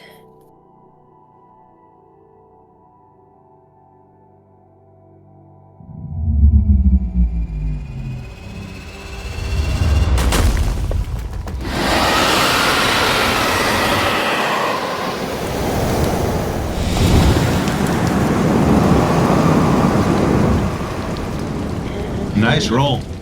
Thank you. And he's going to, there's no real place to have any, he knows Latora can't do anything. He just says stick close to me so he can, well, no, he always used a bonus action. Never mind. He will pass his turn.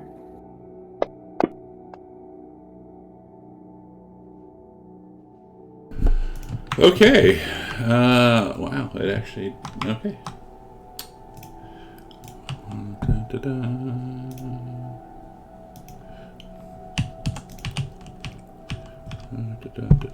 Oops.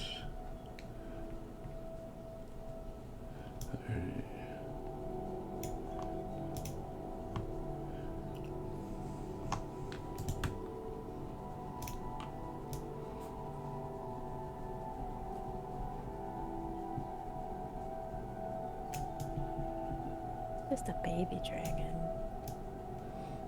They're not that scary. Calico Evan, this is a con save. If you have inspiration, hit it. Meow. Oh, wait. Shit. God damn it. I was on me. Oh, he saved Well, it's- anyways. Oh, okay. I guess it might have worked. Oh, it worked. It was fine. So Shit. Tar goes down, Evan goes down. And it lets out another screech. Navala.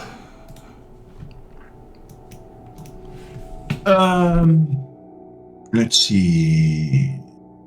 Navala looks over Seetha, but sees that Snack is right there, so she assumes Snack will heal Seetha. Not that she would anyway. Not that she would anyways. Use a bonus action to bring Ellen back with Healing Word.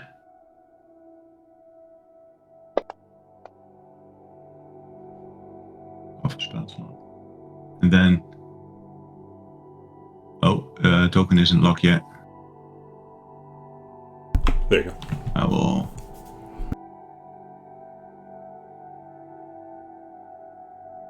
move back and cast Firebolt on the White Dragon Wormling.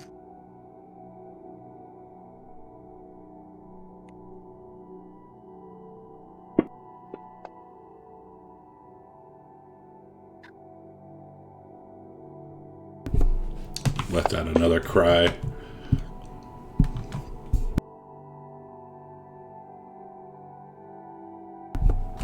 Catacomb.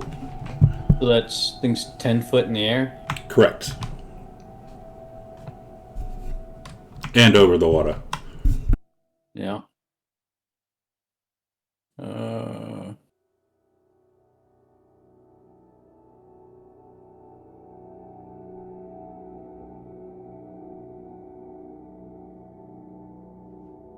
I will.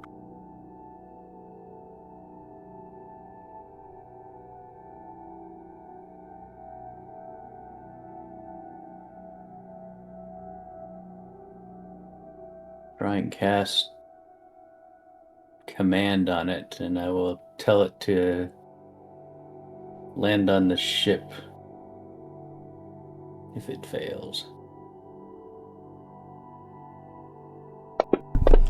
So you're saying it to lay... Oh, well. Doesn't matter. It doesn't matter. And I am going to retreat. Which square?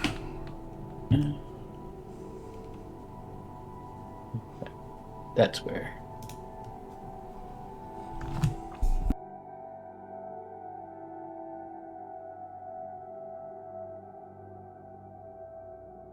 Snack. Okay. Snack is not thinking about anything other than killing this dragon. She's met hundreds of dragons in her life, and they all should die. Okay.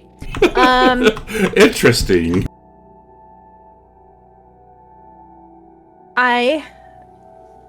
This is just flavor for how I cast my spells. I pull a little vial out of my belt pouch.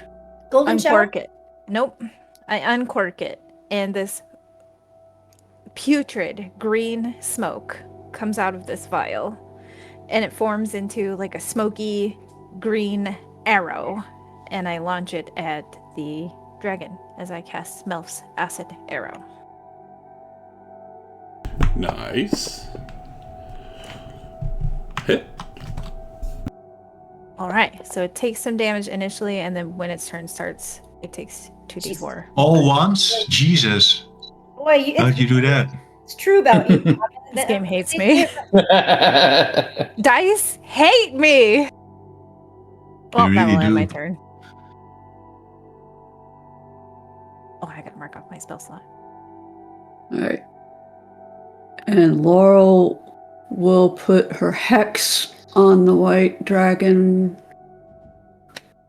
and then hit it with an eldritch blast as ghostly tendrils of glowing green vines Are you go using toward the dragon. your advantage? Absolutely.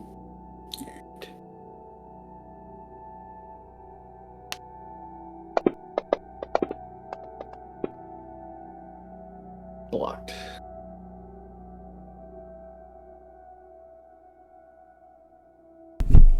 Grim. Grim is going to move as far as away out of this clump as she can. She's going to try to get out of. So she moves over there, and you see her. She makes a little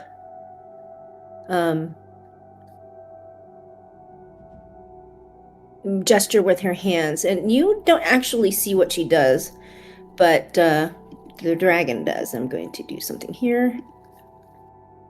Flip it off. So that should hit just the dragon. And, let's see what happens.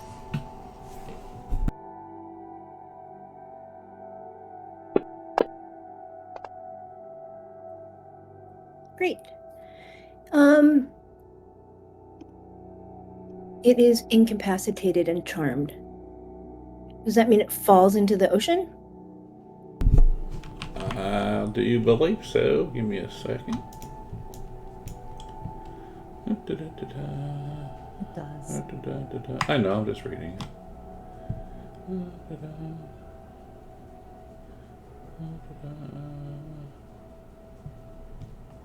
Say, because since it has to fall 10 feet, because it's charmed and incapacitated, so it would take the fall damage, right? How far is the water surface? Yeah, 10 feet. It's not going to take any damage from hitting the surface of the water at 10 feet. I thought it was every 10 feet was D6. I thought it had On to be land. like a certain amount of feet. Fall damage. Like the first 10 don't count. Like falling from 10 feet doesn't count. Do you take fall damage from 10 I could be wrong. feet? I'm just looking it up. I thought it was. Yeah, I didn't. Oh, I guess it is. For- 1d6 per 10 feet. For Yeah. every 10 feet fallen, yeah. So it falls, it like, you see its wings stop beating, it falls, it hits the water for 1 damage, and it lets out another scream. Well, I always thought the first 10 feet didn't matter. I didn't think so either, but that's why I looked it up. Vim. Let's see. Vim will. I can't control Vim's token. How about now? Yeah, no, I got it. Vim will fly up to Laurel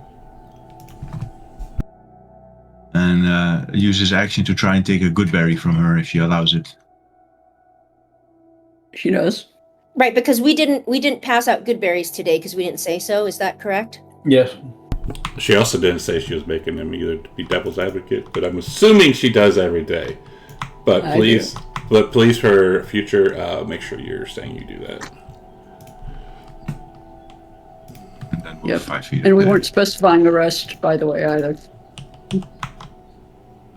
I mean, we take a long rest every day, but okay. Very well. It's Vim's turn. All right. So Sitha comes, and it's funnily enough, she actually rolled a 20. Hey! so she Well, opens her eyes. otherwise it would have been shit. She has another magical. So she, She has 9 lives. she Like a cat. opens her eyes and, Snack, I don't feel so good.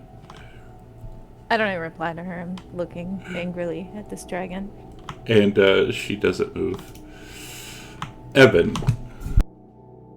I would probably say Snack doesn't even hear her talking to her. Evan is going to move his way as much out of any kind of clump as he can. Oh no, wait! It's in the water, right? Correct. So will he have to go look over the edge to hit it then? Correct. Well, can he? And it's down, so he won't have disadvantage on his shot, right? Because it's down in the water. So standing up for prone, so 15 there. Yeah, you should be good. Hang on, Okay. let me take off that. Okay. Great, so he's gonna shoot at this guy. Dang it, misses. Alright, well, I don't think he has any more movement, so he's stuck there, and he'll pass his turn. Die! Damn it. Again, 2 once. Snack. That's I know. funny. That's actually funny. That it goes away after this one, right? This is just proof that when you use magic without thinking, and right now Snack is angrily casting her spells against this thing without any thinking, it doesn't go well. She's doing terrible. Alright, so the dragon will rise up 60. Fly up 60. Wait, how come it's rising up? And fly because it took damage, so Wait, that doesn't how I don't think that's how this works. That's how Tasha's works, but not this. oops. See, the spell ends for an affected creature if it takes any damage or if someone else uses an action to shake the creature. Oh shoot, sorry. I'm sorry. Well, it's that damage came from my spell that I had cast on it. It was like gonna happen on its turn no matter what. And it flies My away bad. 60.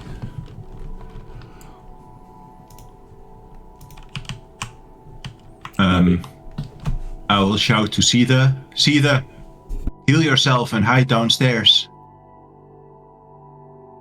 And I will... Does it look like the dragon is flying away from us? Its tail is facing you, so yes, it looks like it is flying away from you.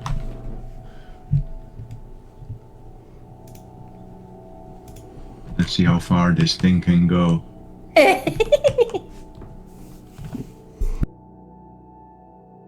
120 feet. Yeah, it's out of range. Even if I move closer. So, yeah, Navala is going to ready an action. If it flies within range, she will shoot a firebolt at it.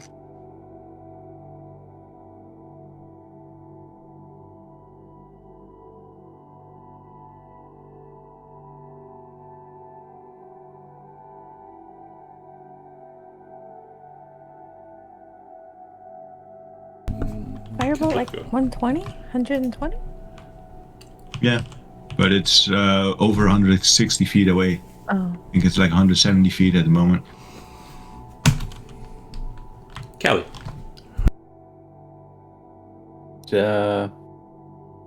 Seeing that thing is lying far away, I will cast Cure Wounds on myself at level 3.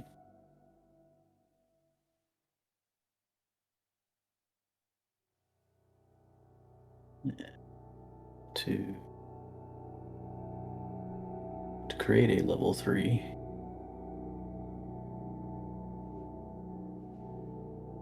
I just dragged You can it. hold the level 1 and just right click. Yeah. What's that?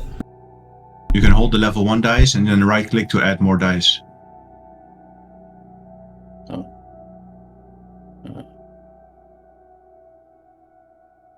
How do I do that? Oh, there it is.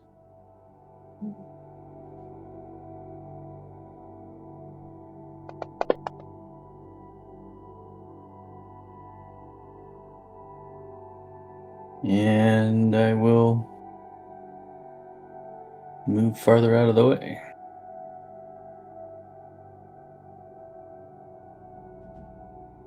You're gonna die, dragon. I moved Seetha, so that'd be 10, 15, 20, 25, 30. Look at me here.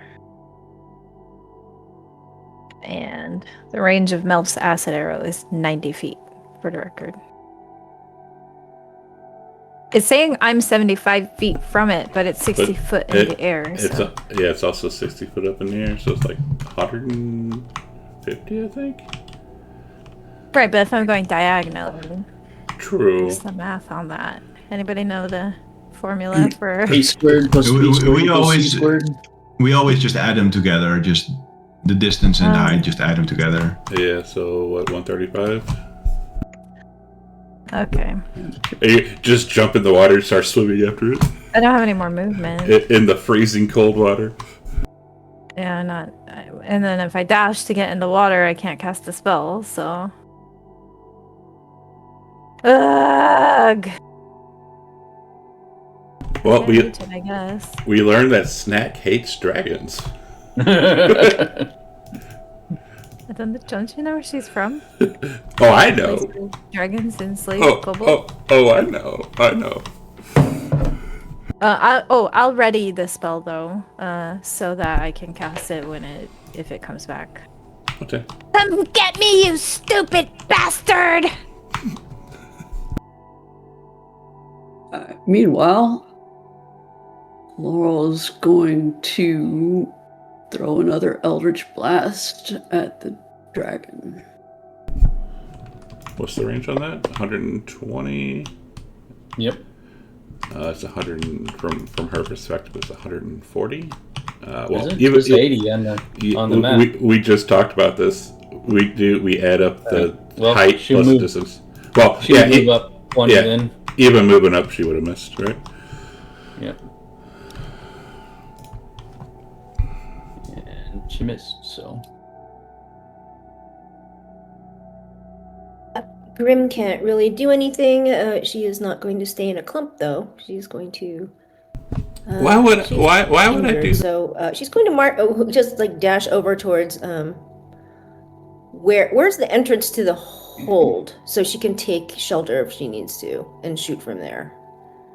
Is it in the stern or the bow? Oh, great. She's gonna head over there, and just see what happens. Thank you. Pass his turn. Them. Wim will fly and land next to Lotara and feed her a good berry. Aww. Good, Aww. yeah, animal friends. Right? Put it on her. Nice. I already gave it to her. Oh, okay. And I don't even know how to say that, and- Seki. I don't even know how to say that, Seki.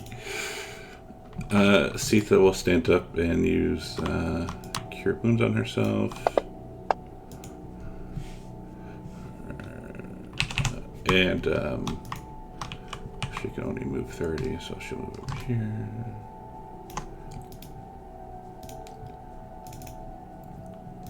And Gorgio. And Gorgio. Okay. Evan's gonna ready an action to shoot the dragon if it gets within range.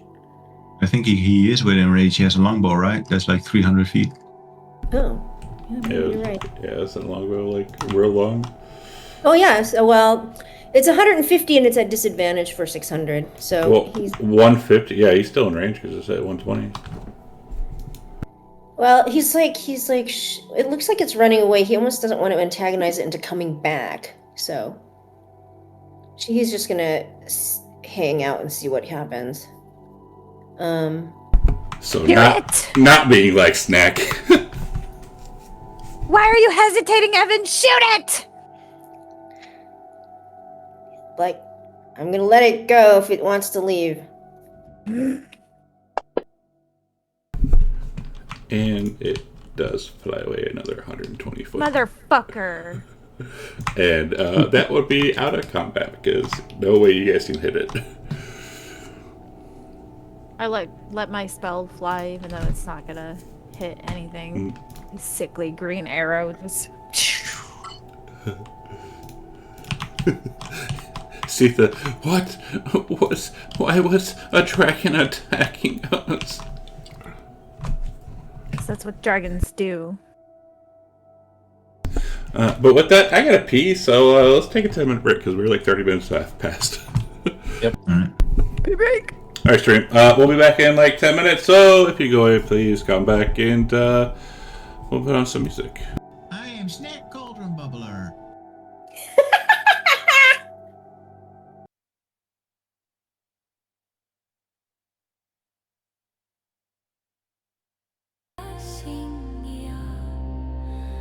Andre sovna friður.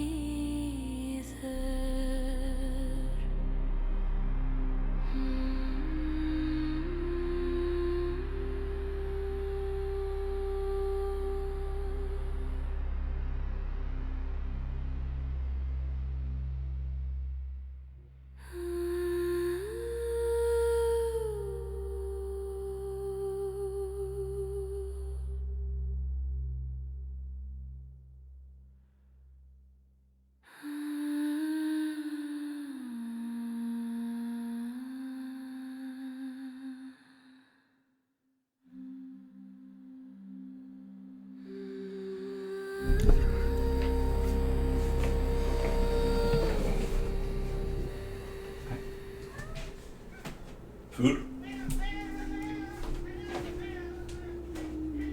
Food?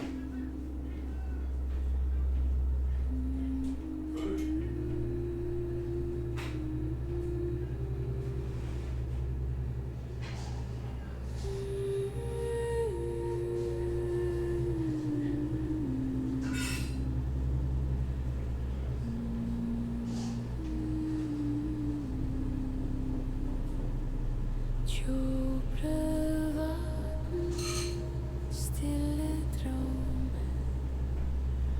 saler hvile, frider, vinder synger, skoger anda,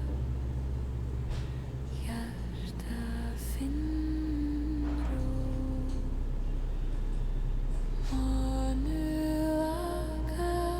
Stjärnor glittrar, ljus fyllja väg, andra sovna, jag fljoma. Himmel öppna frider.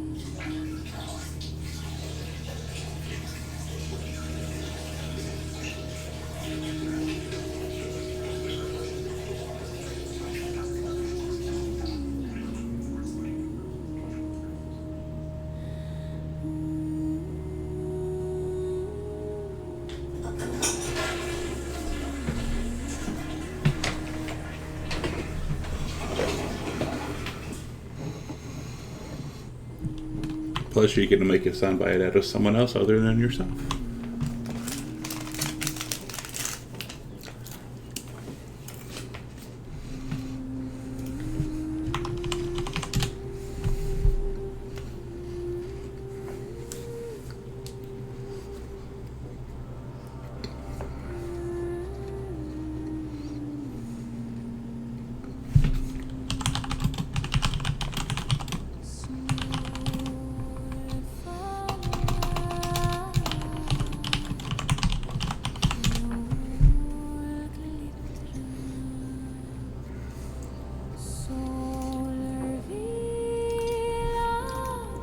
So, what did we learn today besides snack hitting dragons?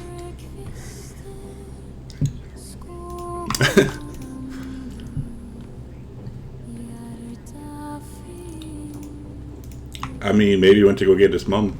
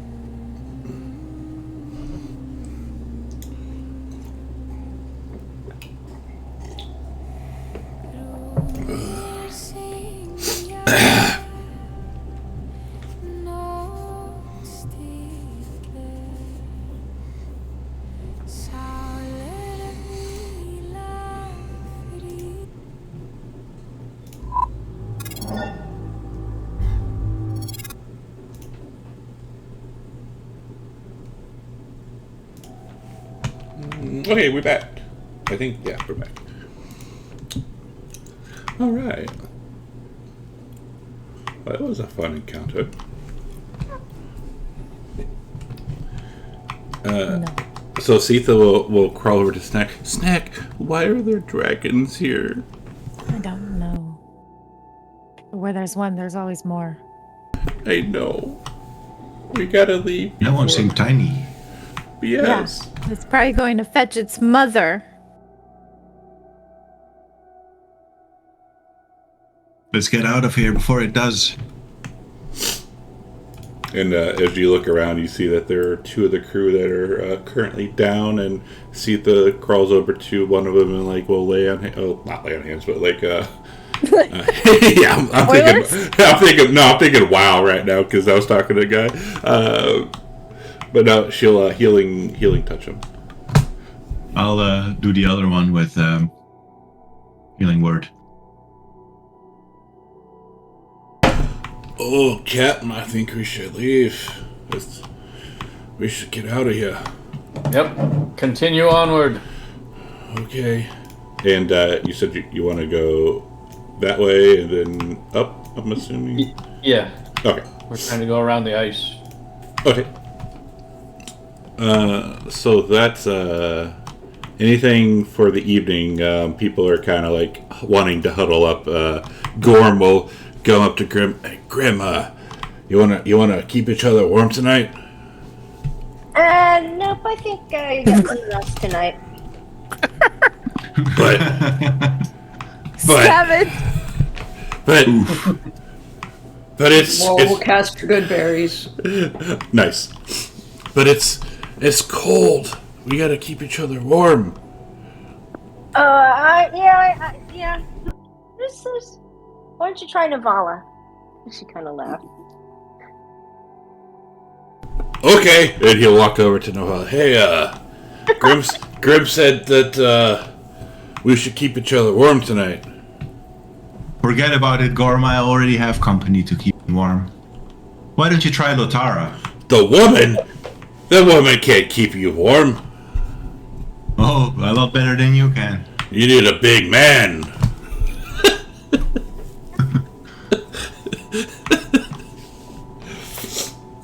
No, Okay. women are better. So Gorm will just go off. The halfling goes up to Grim, and he'll look. So, how you doing?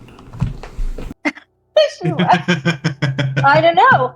Let's see how I'm doing. Doing. Let's see.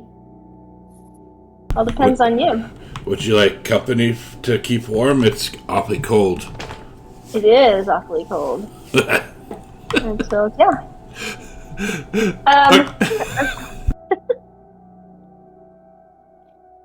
So yeah, she'll head off with the halfling. All right.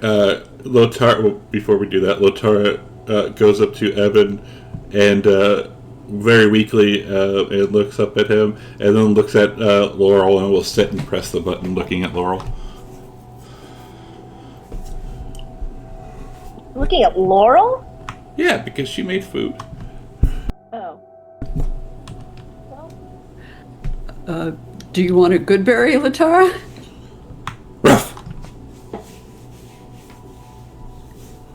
She'll give him a good berry. And she will, before you can even, like, as soon as you pull it out, it's gone. Ruff. We'll pat Latara on the head. Ruff.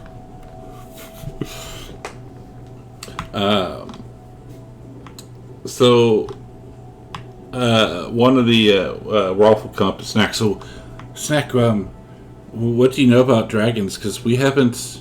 So they're not really seen much at all. Who's asking me? Sorry. Rolf. Rolf. Snack will say, the only thing I know about dragons is dragons from Panovo. I mean, let's be honest, all dragons are the same. They hoard, they take what they want, they kill. They gather power, minions. They do whatever it takes to maintain their territory. Yeah. But what about there's like humanoid versions, like here they call themselves Dragonborn. What are they, like descendants? Because some of them are pretty good. Not all of them, but some of them. Where I'm from, Dragonborn. They're made by dragons to do dragons' will. Soldiers. Slaves. So you're saying that they could be infiltrating us?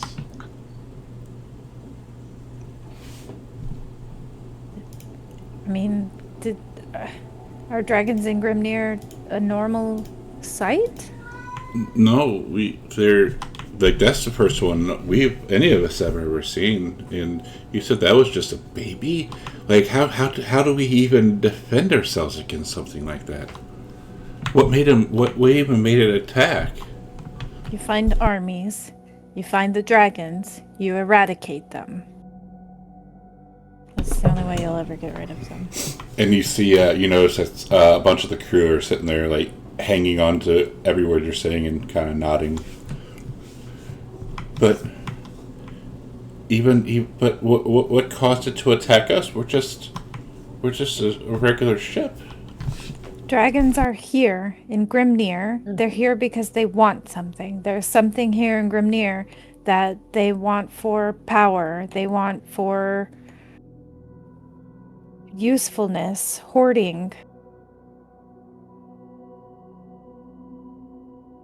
So wait, you say hoarding? Does that mean they have gold?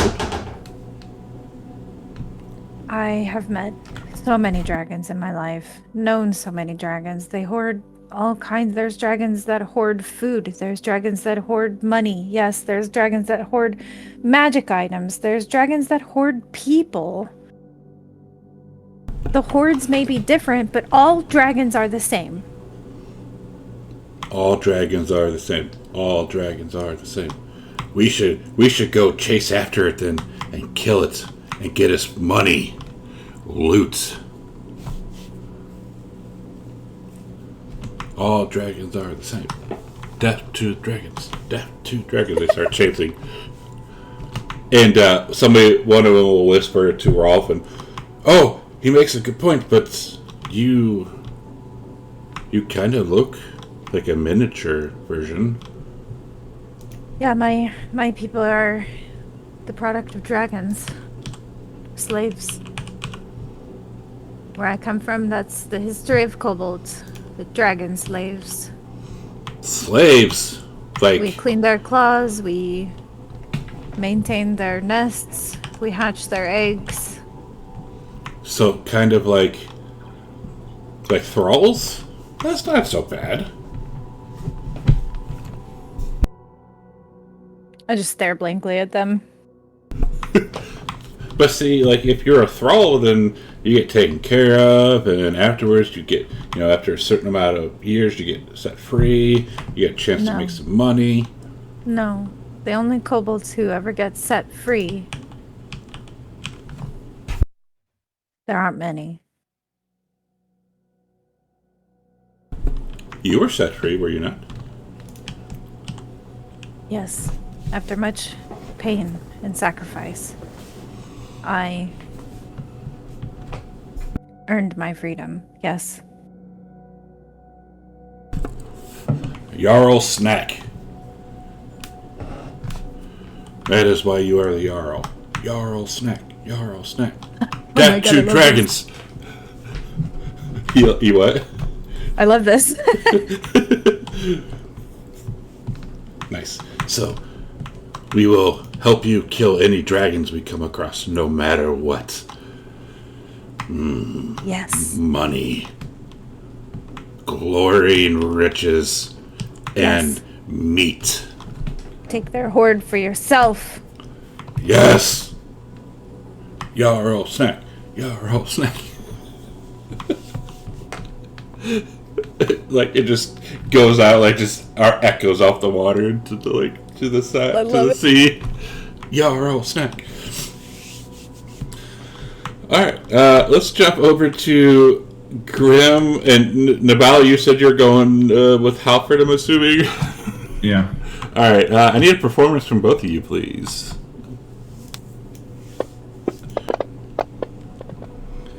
Oh yeah, we're still cold.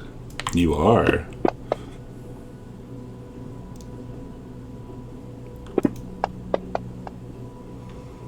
Alright.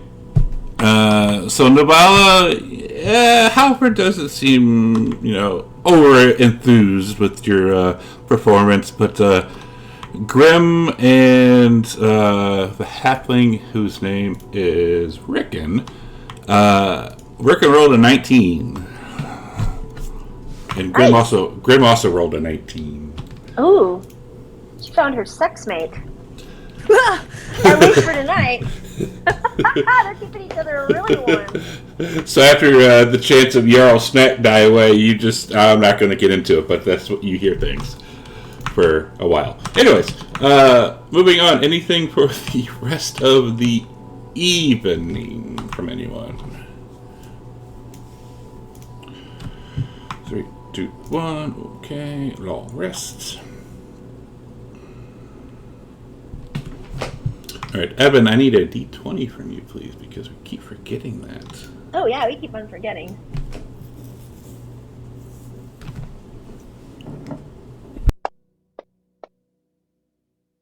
As we're sailing along, I'll be watching the skies for dragons.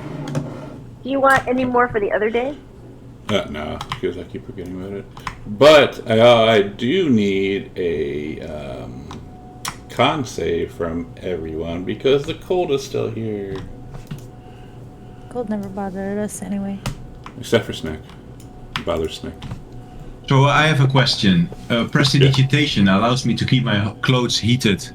Can I use it to keep my clothes warm? Let me look this up. Yeah, let me link the sharing is caring. Yes, I mean, let's say that. That's partly why Grim would have thought about taking prestidigitation, because she wanted to keep her food warm and herself warm. Yeah, you warm one cube of non-living material for 1 hour. Mm-hmm. So that's just her clothes then. Yeah, just keep doing it all day or all night. Yeah. Yeah, pretty much. Yeah, that works for you. So you're good. Let me take that off for you. Get rid of this dragon for now.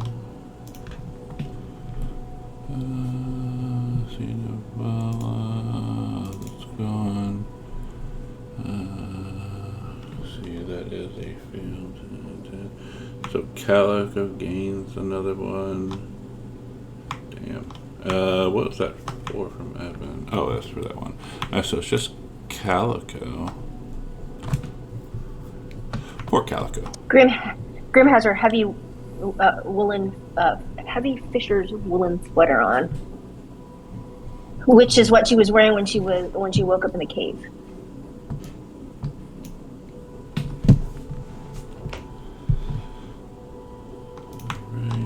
That we got this. We are over here.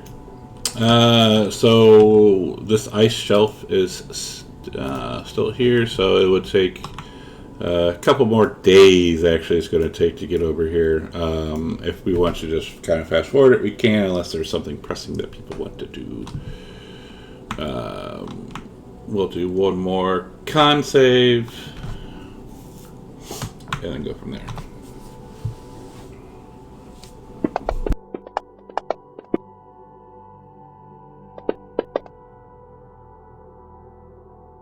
Damn. Good berries, I suppose. Yes, gotcha. Calico's gonna die of the cold. Calico's gonna die of the cold, yeah. He needs his fur back.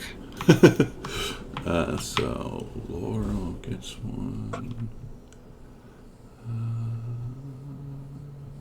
Exhaustion to Laurel. Exhaustion to Calico. Damn. Yeah, Calico has 3 levels of exhaustion. Oh wow, it doesn't. Ooh, shit. Oh, Nope. He's not. It's cumulative. It's cumulative. Oh my god. Oh, so the rest of us still have the condition, even though we saved. That's to prevent from getting extra. Yes. Because it is still cold. Level 3, but level 3 is coded wrong. Because, let's see, level 3 of exhaustion is disadvantage on attack rolls and saving throws. Wow. Let's see, so that and Evan gets 1.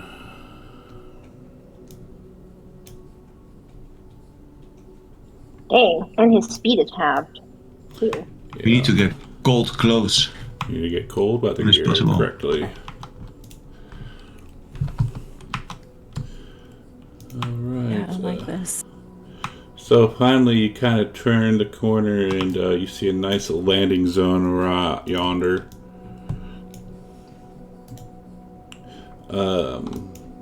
This is so. Oh, one thing I forgot to do. So, waking up, Evan, you hear, naturally, Lotara standing there, and she presses the button, even before your eyes are open. Okay. He's like, what, Latara? And he opens his eyes. And you see standing before you.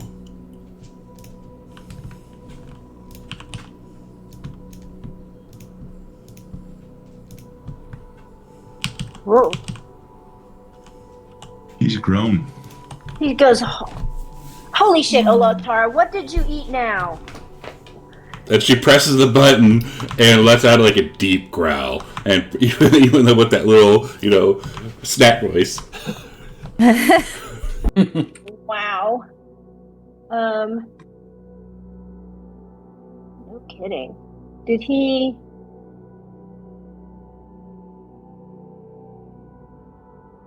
Wow, so did he talk with you over which wolf he wanted, or are you just making one up?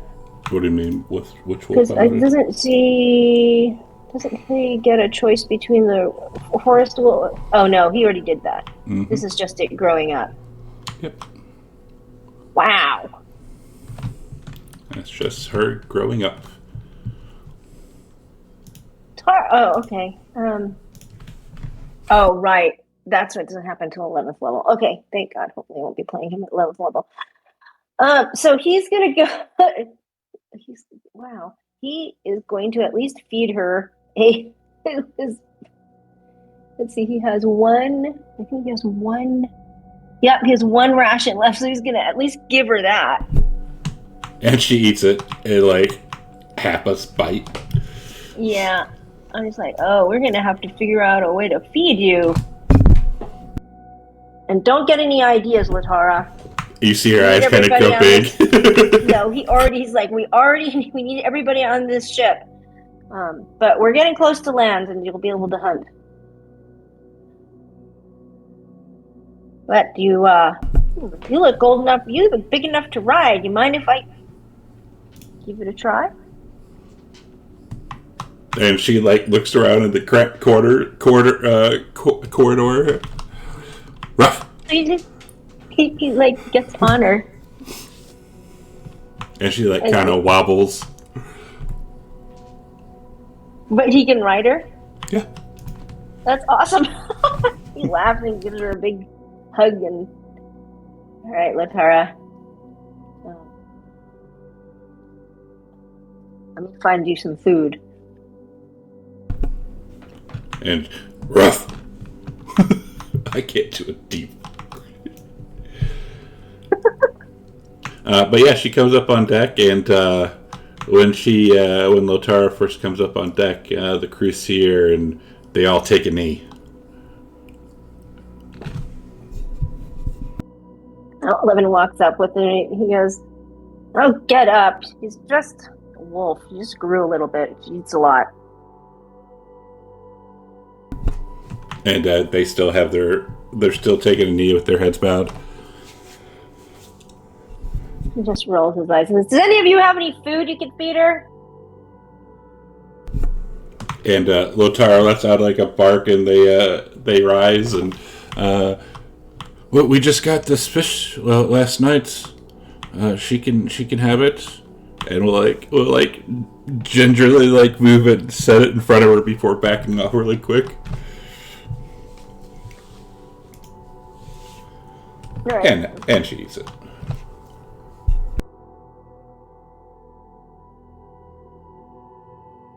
And Evan says, "Thank you." Captain, we found.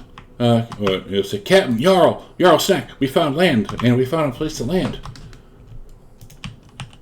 Hopefully, when they say Captain, they're referring to Calico. Yeah, they say Captain and Jarl Snack. Oh, okay.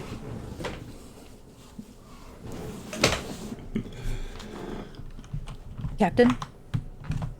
Calico seems a little frozen, but he points and nods. Alright, poor Calico. Because this is still looking kind of cold. So, are we going to shore?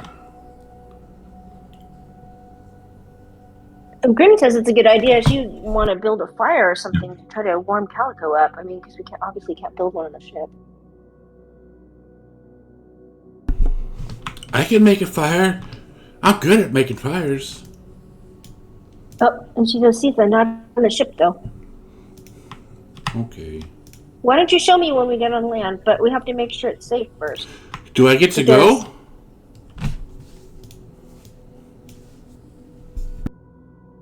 We have to make sure it's safe first. But I can make a fireball. I can make detect magic. I can do all sorts of things. I can help. But why do I gotta stay on the ship? Is it because I'm small? No, it's because we need to protect you. But if you leave me on the ship, how am I going to be protected? What if the dragon comes back?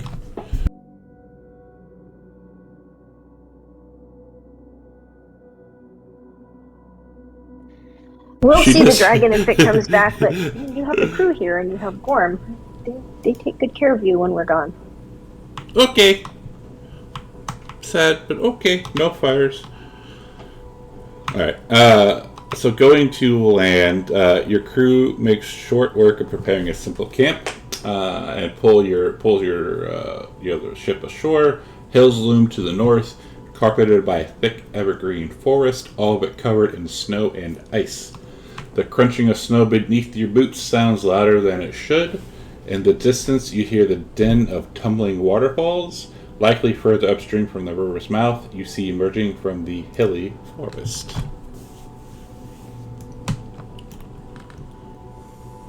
We should probably hunt and get some fur for you guys. Right there. No, really right there.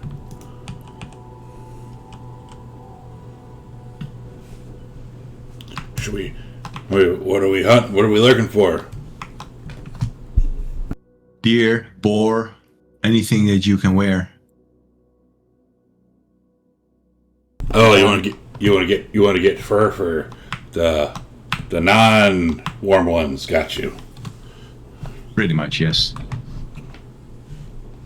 How are you staying so warm, Mistress Novala? I'm constantly concentrating on magical casting. Keeps me shielded from the cold. Nice. Prestidigitation comes in use for once. I know, right? Alright, let's see here. So visibility is reduced since there's a bunch of trees and heavy fog. Give me a perception check, please, with disadvantage.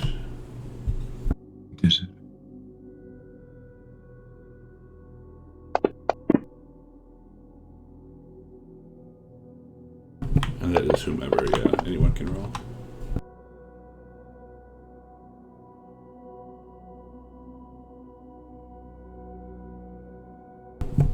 Just Novala and Grim rolling? Okay, there we go. It's taking me a while to switch back and forth. Fair enough. Calico's too cold to perceive anything. Yeah, Snack's way too cold. She's just huddling under blankets. Fair enough. Alright, give me a second. So, Novala, Grim, Evan, you all see a trail that kind of leads that way. And Laurel, you see a trail that leads that way. So one leads north, one leads northeast.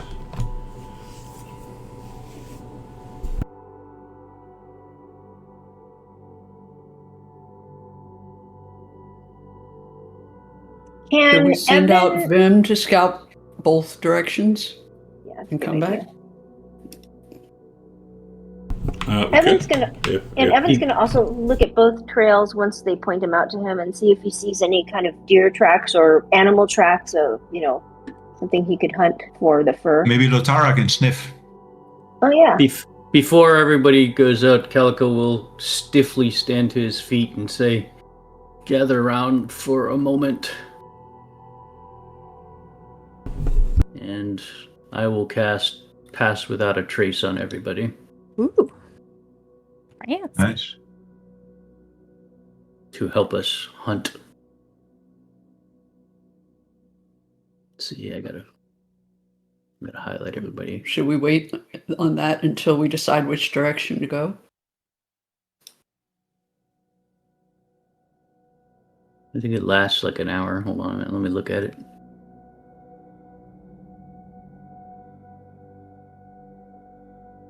Where is that thing? Second level. Pass Without a Trace.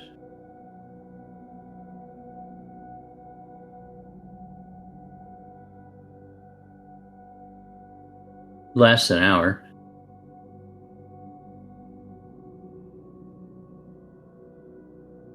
So pick a direction and I will cast it. I mean, Let's have Lotara sniff out which direction to go. okay.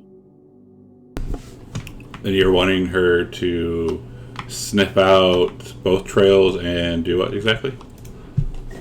Well, Evan would just say he would ask what did she smell on either one. I mean, he's looking for like creatures like deer and stuff he can hunt, but he also would want to know if there's like people or some sort of humanoids or something like that. If she can tell, she would be used to whatever races are on the boat or on the ship, I guess. Yeah, and how far out are you sending her? Like, how long do you want her to go sniffing? What do you guys think? Like 100 yards, something like that? Yeah, just until she catches her scent, I guess. Okay. Laurel also asks Navala, how about sending Vim to do an aerial reconnaissance? Alright, I'll send Vim up into the sky and circle us for, let's say, 15 minutes and see what he sees. Okay. Alright, so Lotara heads out. She heads out 100 yards that way, and we'll relay to Evan that she gets a good smell of deer, and then we'll go 100 yards north, and we'll come back and say she also smells deer. Okay. Well, Which is the strongest smell, because that will be the closest for us. Does Evan ask that? yeah. He says she will say. Hang on, let me double check. She'll say to the northeast has the best smell. Okay. Let's follow that trail. Oh, nice, dude! You finally got it. Oh yeah, I see it in Timeless Chat as well. All right, and Well, what does Vim say? yeah, say, hang on, let me get to it. Vim will come back and we'll say that there's nothing to the northeast, but to the north. Well, no, it's. I mean, you can barely talk, but yeah, it'll say that you should go north. Is what Vim will say. Oh, you got mythic. Oh yeah. There you go. Nice. Oh, bonus. Hell yeah, dude. You can commune telepathically with Navala. So now you don't need Nexus anymore. So Navala will say north. And I guess Lotara says northeast.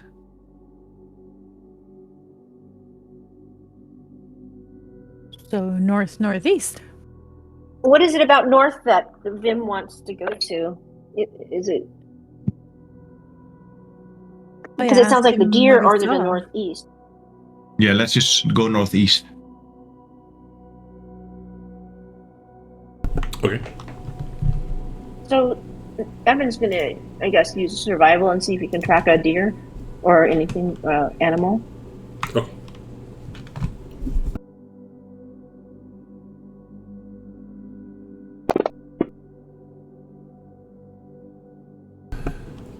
Evan, you actually don't. Disadvantage sucks. Yeah, he's cold. Yeah, now, Saki, give me that good roll Can we come for across anything? whatchamacallit. Even without him looking? We can give a perception. No, actually, no. Everyone, give me a survival disadvantage. Give me, give me that bonus roll. Because Navala doesn't bother trying.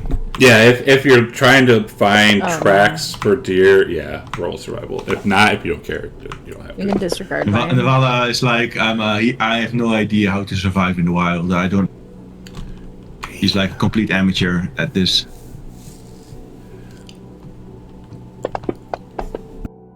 He's going to ask Beltara to help him.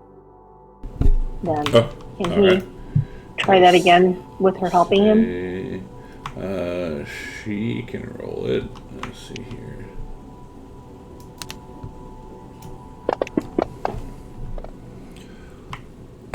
Well, Tara will point in a direction and will give a bark.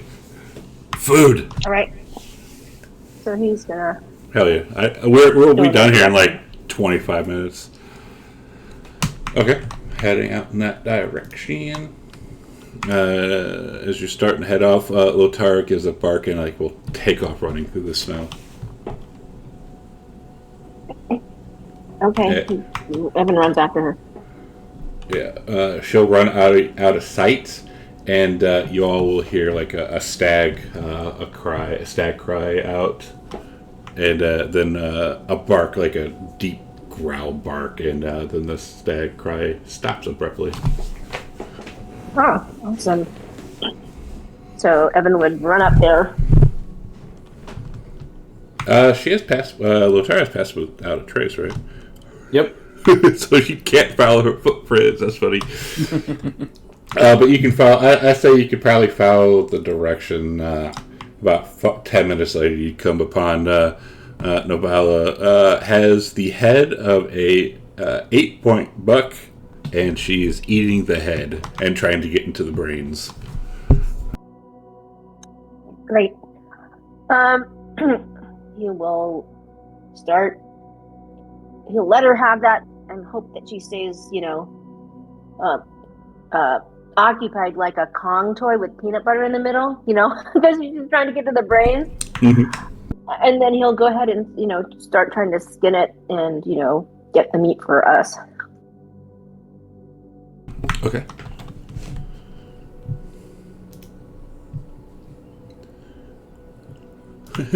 I suggest that Calico gets the fur from this stag. Because he's almost dying. Yeah? Yep. Let's see. Harvesting. Oh, yeah. Imagine just shoving him into it like the Tauntaun with Luke Skywalker. That's exactly what I was thinking. Yeah, Calico said that earlier. Yes. I mean, we could. I mean, that's the fastest way to... it might heat him up.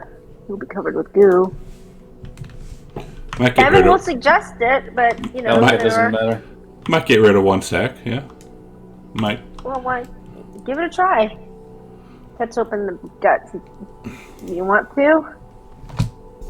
Yes. All right, Calico, you start to feel warmer. And Evan says, and I thought they smelled bad from the outside. Nice. Okay.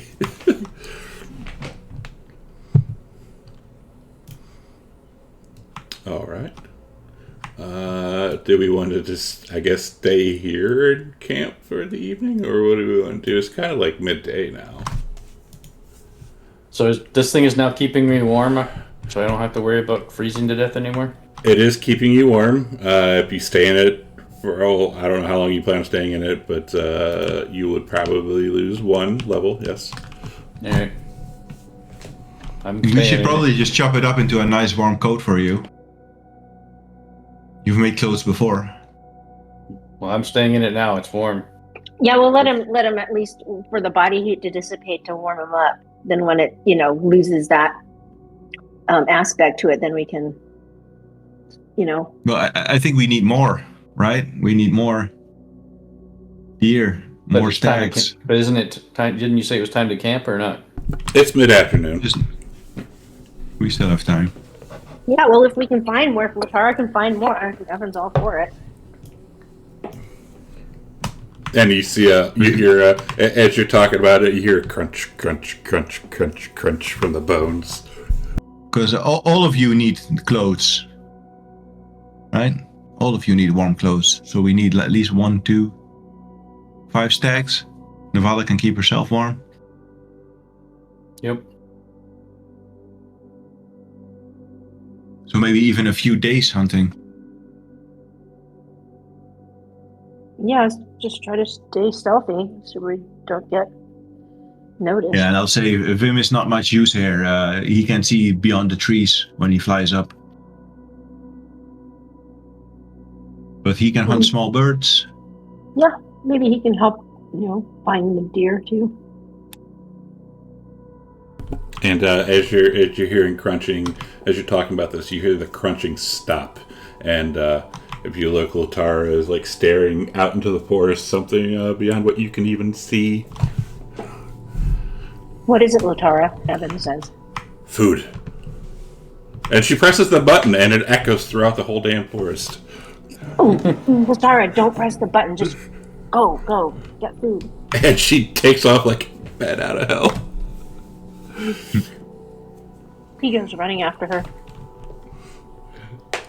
Good luck keeping up. I'll stay with Calico. About who is staying here and who is chasing after Latara? Just Evan. Staying inside his warm tauntaun. It does feel really warm in there, even though the smell is horrendous. So I need a con save from you, please. Yes, because I've been so good at that lately. I know. Hopefully you do better. You need your fur back. Nope. Oh my god. Sorry. Damn. It smells horrible. Alright, so Evan, about 5 minutes. Grim would go after Evan. Okay. So Evan and Grim, about 5 minutes later, you hear a loud snarl echo throughout the forest and then quiet. Great. What do we see? Latara is eating a doe. All right. Latara MVP. Yeah. He would. Evan would kind of try to cut the head kind of off to give it so she can have her little peanut butter Kong brain thing. He'll grab the carcass of the deer and sling it over his shoulders. Okay. And head back. And he says, Latara, come back when you can. After he tells her, bring the head with her. He's like, grab it, come on. Give me a survival to see if you remember what direction you came from, because past without a trace leaves no tracks. But it's been more than an hour, hasn't it? Not really. Yeah. Unless Whatever time it is, yeah. Yeah. Not really, but we could kind of do it. Okay. Well, I mean, I can do that. That's fine. Let's see. That's why it was hard to kind of track Latara. Yeah, you find you get the sense of people talking. So like your party talking. Okay, great. I'm putting it right on the tower, and it's rolling off of it for some reason. Anyway, okay, so we head back.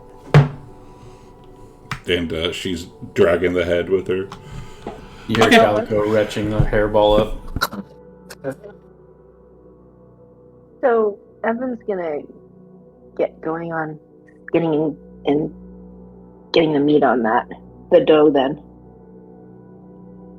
I guess, or should we just keep on trying to bring stuff back? I guess so. Well, someone's going to have to fashion these into coats. Right?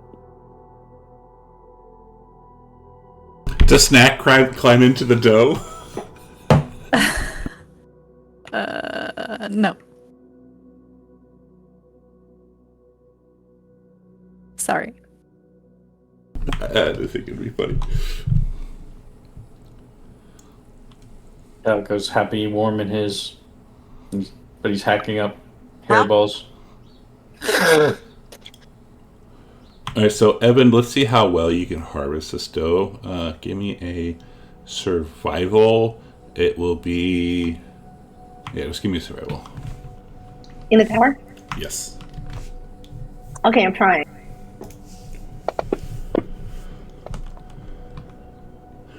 Alright, so you start, as you're starting to harvest it, you make a little nick somewhere you shouldn't. Give me another survival to see how bad this nick's going to be.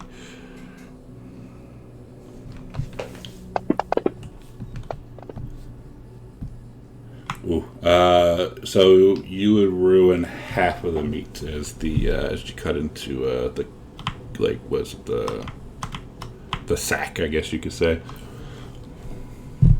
Damn it. Well, he figures he can feed it to Lataro. He doesn't mind that. He'll eat it. But does he manage to get the hide off of it? Yeah, you get the hide. I'm just worried about the meat. Okay. So Vala is going to try and start a fire, but really poorly, so I'll give myself disadvantage. She doesn't know what she's doing. At least she has firebolt if she gets some wood. So you try to start a fire, and it peters out as soon as it leaves your hand. Oh no. She's getting ever more frustrated with it. And in the end, she casts a firebolt on the entire pile of wood that she's gathered and just ruins it all. Goes up in ruins it all, flames.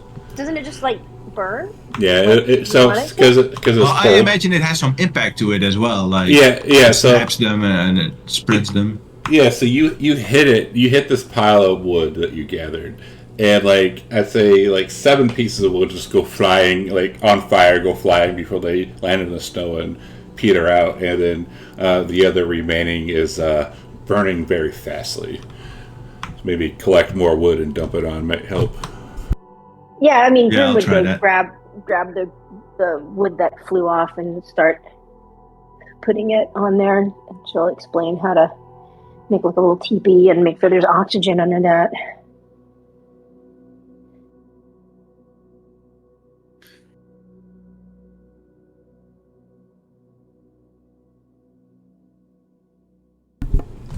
She says that Navala, it's handy to be able to make fire on your own.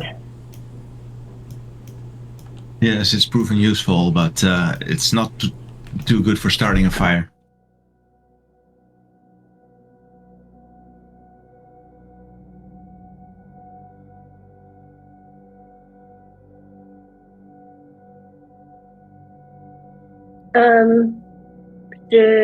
How long would that would take? I would imagine a couple hours for Evan to go through all of that. So, Easily. I mean, to harvest all that stuff at least. So we're Yeah. probably don't have another time to go hunting again. So, but we are having venison for dinner. That's for sure.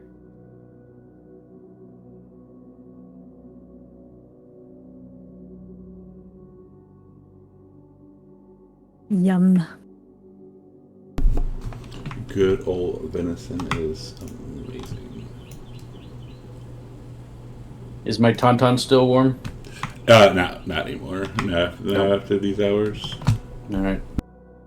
Then I will ask somebody to fashion a coat out of it. Does it look like that coat's going to keep the cold off, or is it only because it was warm? So, depending on how well it is stitched together or made together, it would probably be pretty warm. It's deer fur.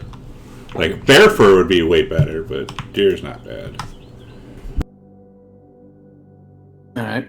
Can the buck also be butchered for the meat?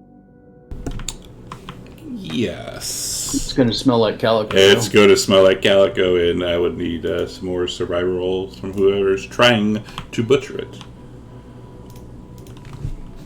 anybody have better survivor skills than the ranger? I don't think so. I have 0 in it. I got +4, but I'm also probably disadvantaged, I think. Right, so is he.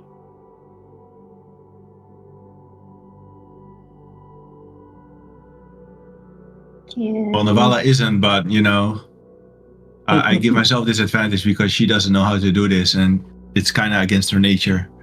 Well, why don't then Evan will keep on trying then. Yep.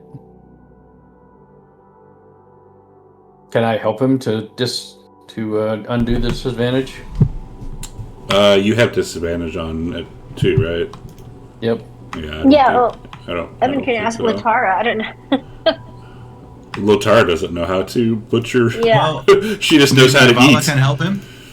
Help him if he instructs her how to hold like the fur so that he can cut it and stuff. Maybe she can help him. Yeah, she says he just would say, put tension on this so I can separate from the skin. Would that work? Yeah, she's willing to do that. Well, she whines a little, but eventually she does give in because she sees that everyone else has shaking hands and is freezing. So she will help him. All right. So give him Go for it.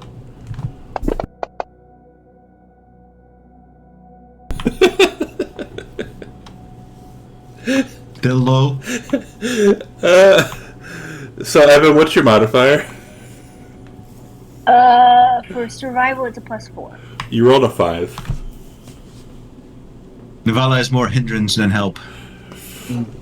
So as Navala is like trying to do this, I would say some hair like blows into Evan's face, and he makes a pretty deep cut. Make one more survival roll as you see some of this deer guts and piss and crap start coming out. No. So Jesus. Yeah, you rolled a 6 this time. 5. Dang it. No. So you, everybody. His hands are shaking. He's so cold. Yeah, you can see his fingernails are starting to turn a little blue because he can't do this with gloves on, really. Yeah, you get everyone gets a big smell of shit, essentially shit. And I would say all but 20 pounds of the meat is wasted out of a 250-pound buck. Okay, so you said 20 pounds? Okay. Yeah, you can get 20 Navala pounds goes out off to the side and starts retching. Can someone cut this thing into a coat for me? Does Snack have tailoring skills? No. Just No. tinker. She's a tinker, not a tailor. Maybe a soldier Yeah. who knows about a spy.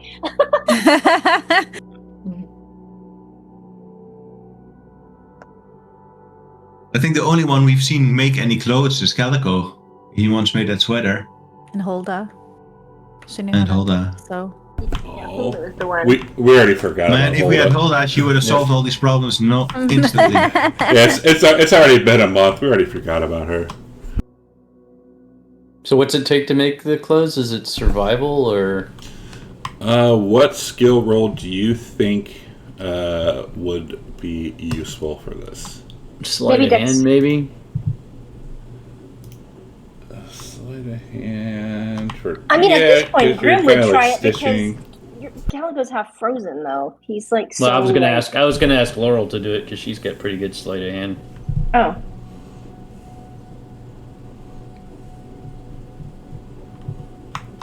If Laurel wants to do Laurel, it, she can. would you please try to make this into a coat? Cross stitch and whatever the other crochet words are. I don't know.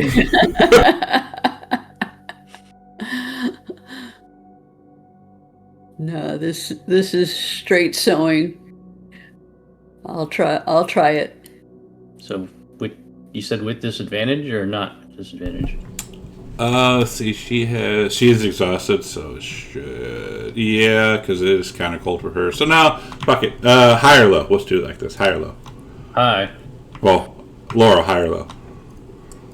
Hi. With disadvantage. You want to roll with this? Should I just roll again, or what? I think that'll be just normal. It'll normally put it on it, right? Because if you guys are a physician. Yeah. So now roll your skill. Roll the skill. Sleight of hand.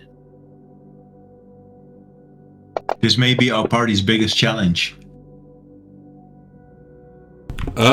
She starts sewing right away like nothing's bugging her. Give me one more sleight of hand, as it's coming along pretty damn well.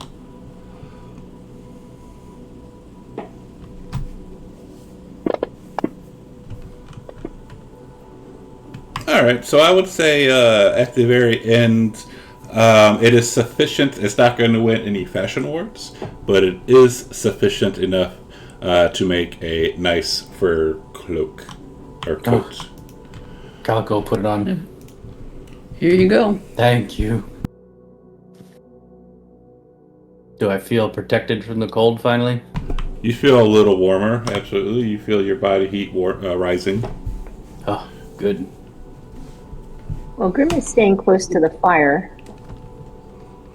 Shall I do the same with the doe skin?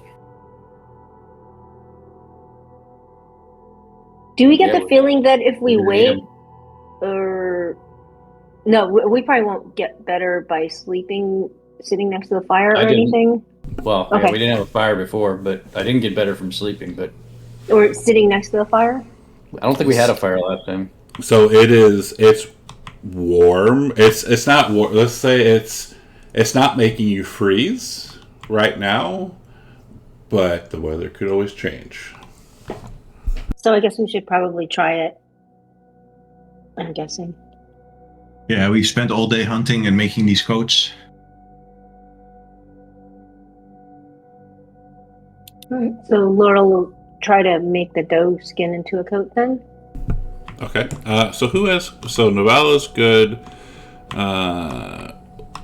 Grim, and- Snack, and Laurel are all. Yeah. So Graham, Snack, And and Evan. Laurel, and yeah. So everyone except for Novala and Calico still need clothing or some way to keep warm. Calico's gonna look around the campsite. Is there like any kind of rocks or boulders or anything like that around? Like gravel, but nothing like no major stones. No major stones. Yeah, Not even no major stones. Like nothing you can like dig or barricade or anything like that. nothing. I'm just looking for any kind of rock surface that's like about as big as Calico is. No, because it's all snow and grass and forest, so they wouldn't be All right. like, no big ass rocks. No big ass rocks. No Make calico. fire. And no calico size rocks. That's all I've got. I can make fire. So is Laurel trying to make another thing out of the dough? Yeah. I'm pretty small. I shouldn't need very much to make me a coat. And so, Laurel, as you're cutting it up, Snack is saying that, and you realize you actually do have enough fabric here to make 2 small-sized coats if you wish. I Yeah, understand. so I'll make this into 2 smaller ones. All right, 2 more sleight of hands, please. Because Grim is pretty small as well, right? No, she's a medium-sized creature. Everybody says that, but she's not. Yeah, It's Calico. It's Calico and Snack who are the small-sized creatures. Okay, so if we swap the coats, then Calico can Right. give his to Grim, and Right. these 2 can go to. Right. All right, so the other 2, one is fairly decent. The others, you kind of, I don't know how you waste fabric, but you kind of wasted a little too much fabric or stitched it wrong or something like that. So one is sufficient. The other might need another layer at some point. I'll take the crappy one. No, you should take the Fine. good one. No. Take the good one. Or, Calico's not giving up his nice coat unless he gets the good one.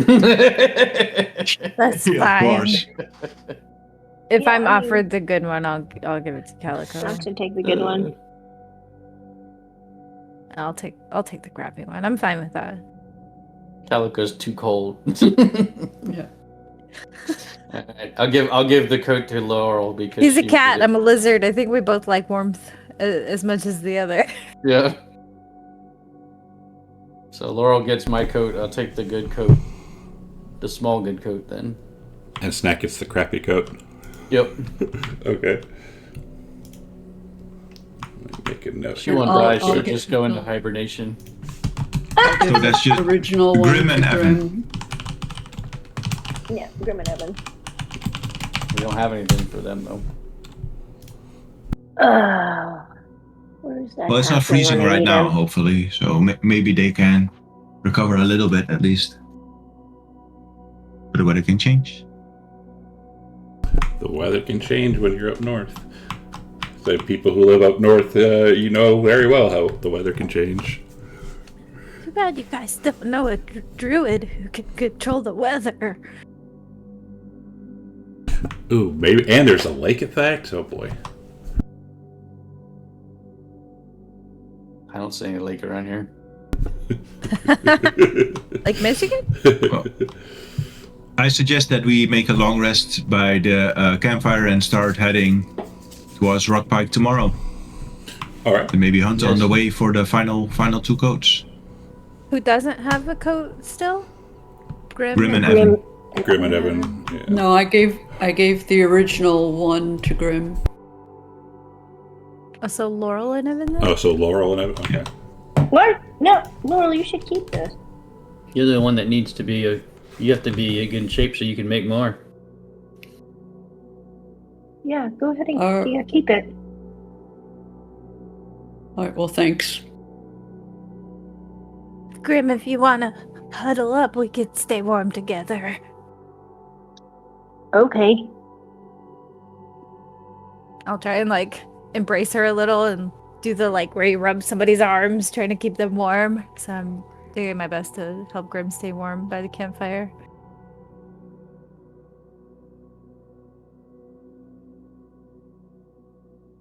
Of course, Latara is happy. Oh yeah, you wonder. Well, We could skin Latara. I didn't think of that. no, I was wondering. Wow. Maybe Evan would like to just sleep with Voltara instead, though. I mean, Latara can come back to life. We could take her fur and bury it. Oh yeah, skin her pelt. Yeah. Bury her? Yeah. Try attacking an adult wolf. Evan can Actually, just Evan- command Not Evan her would get- smart, guys. to. Ev- Evan would say, Latara, come here, and then he would huddle with her. Yeah. She does not want to come out of her snow. It's like a husky trying to get a husky to come inside when it's cold out. Ugh.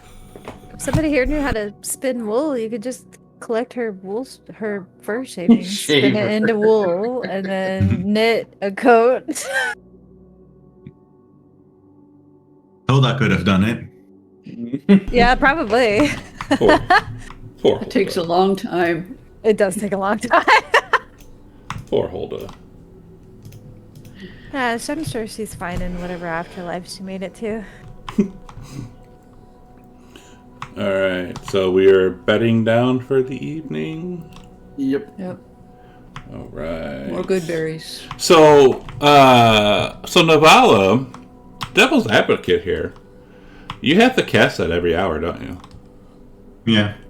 Wouldn't be able to rest. No.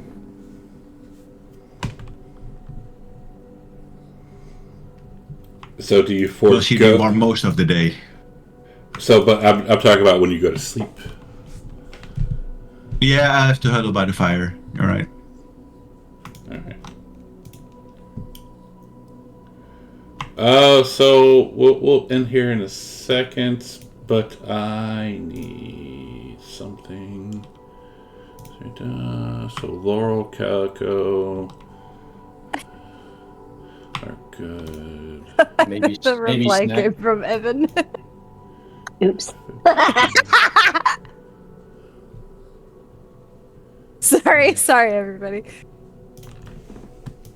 You went AFK.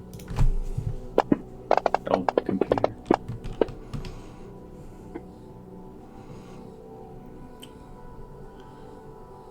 I'm spooning Grim, Right. So keeping her warm. even though you're spooning her, so exhaustion. No more exhaustion. We're gonna die. A snack. Where's snack? You're good, actually, snack. You say. You have a minimal effective code. Yeah, minimal effective. Evan is. Yeah, doing my best here. You eat, and I agree. Like I really like how you guys are coming up with this. She used the large loopy yarn.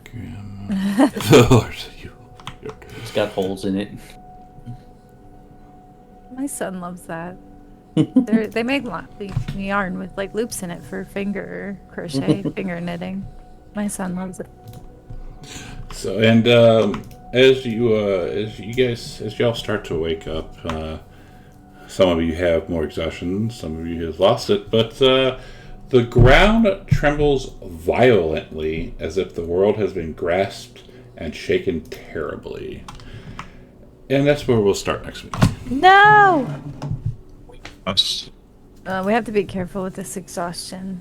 It's like 5 levels is death. 5 levels is death.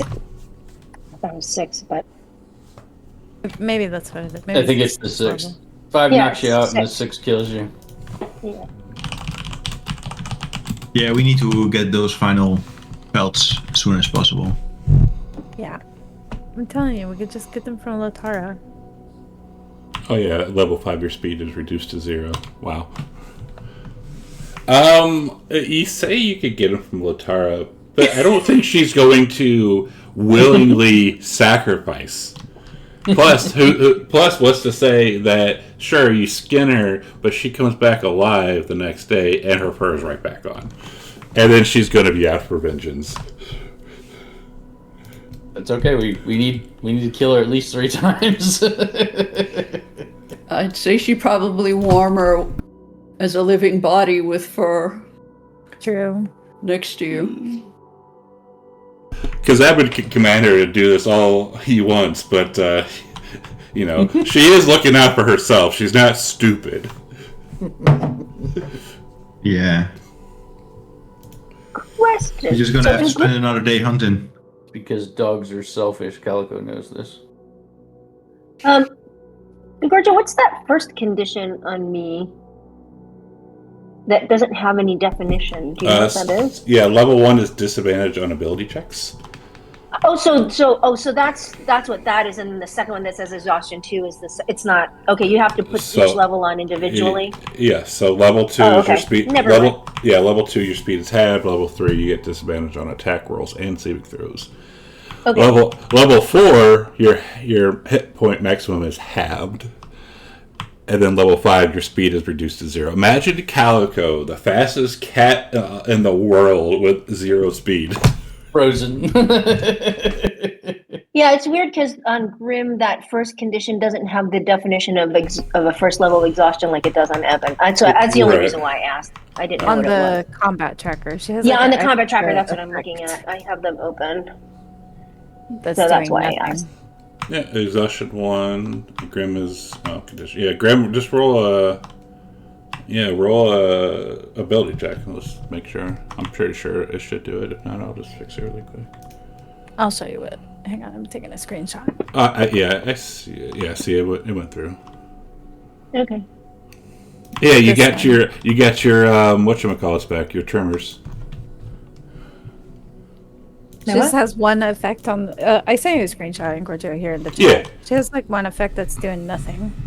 Well, it says it is, but it did. Look at it. Just rolled it.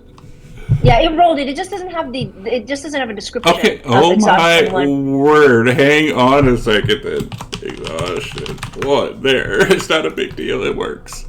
No, I mean I'm just saying. Right, I know, but that's the only then reason now why it's I on there asked. twice. That's what I'm saying. No, So I it have has it. a The other one is condition- exhaustion too. There's an effect at the bottom for the exhaustion effect, and how the exhaustion effects work in Fantasy Grounds is just numerical. So level 2 exhaustion works with level 1 and level 2 included. That's how it's coded in Fantasy Grounds. I'm saying that the effect at the top of Grimm's effects list is doing nothing. It has no parameters attached to it. Great. I'm gonna take it off and see what happens. Yep. Yeah, that other one is doing everything. Okay, cool. I don't know how to use Fantasy Grounds. No, that's okay. I was just trying to explain it. That's all. No hard feelings. My bad. I'm sorry.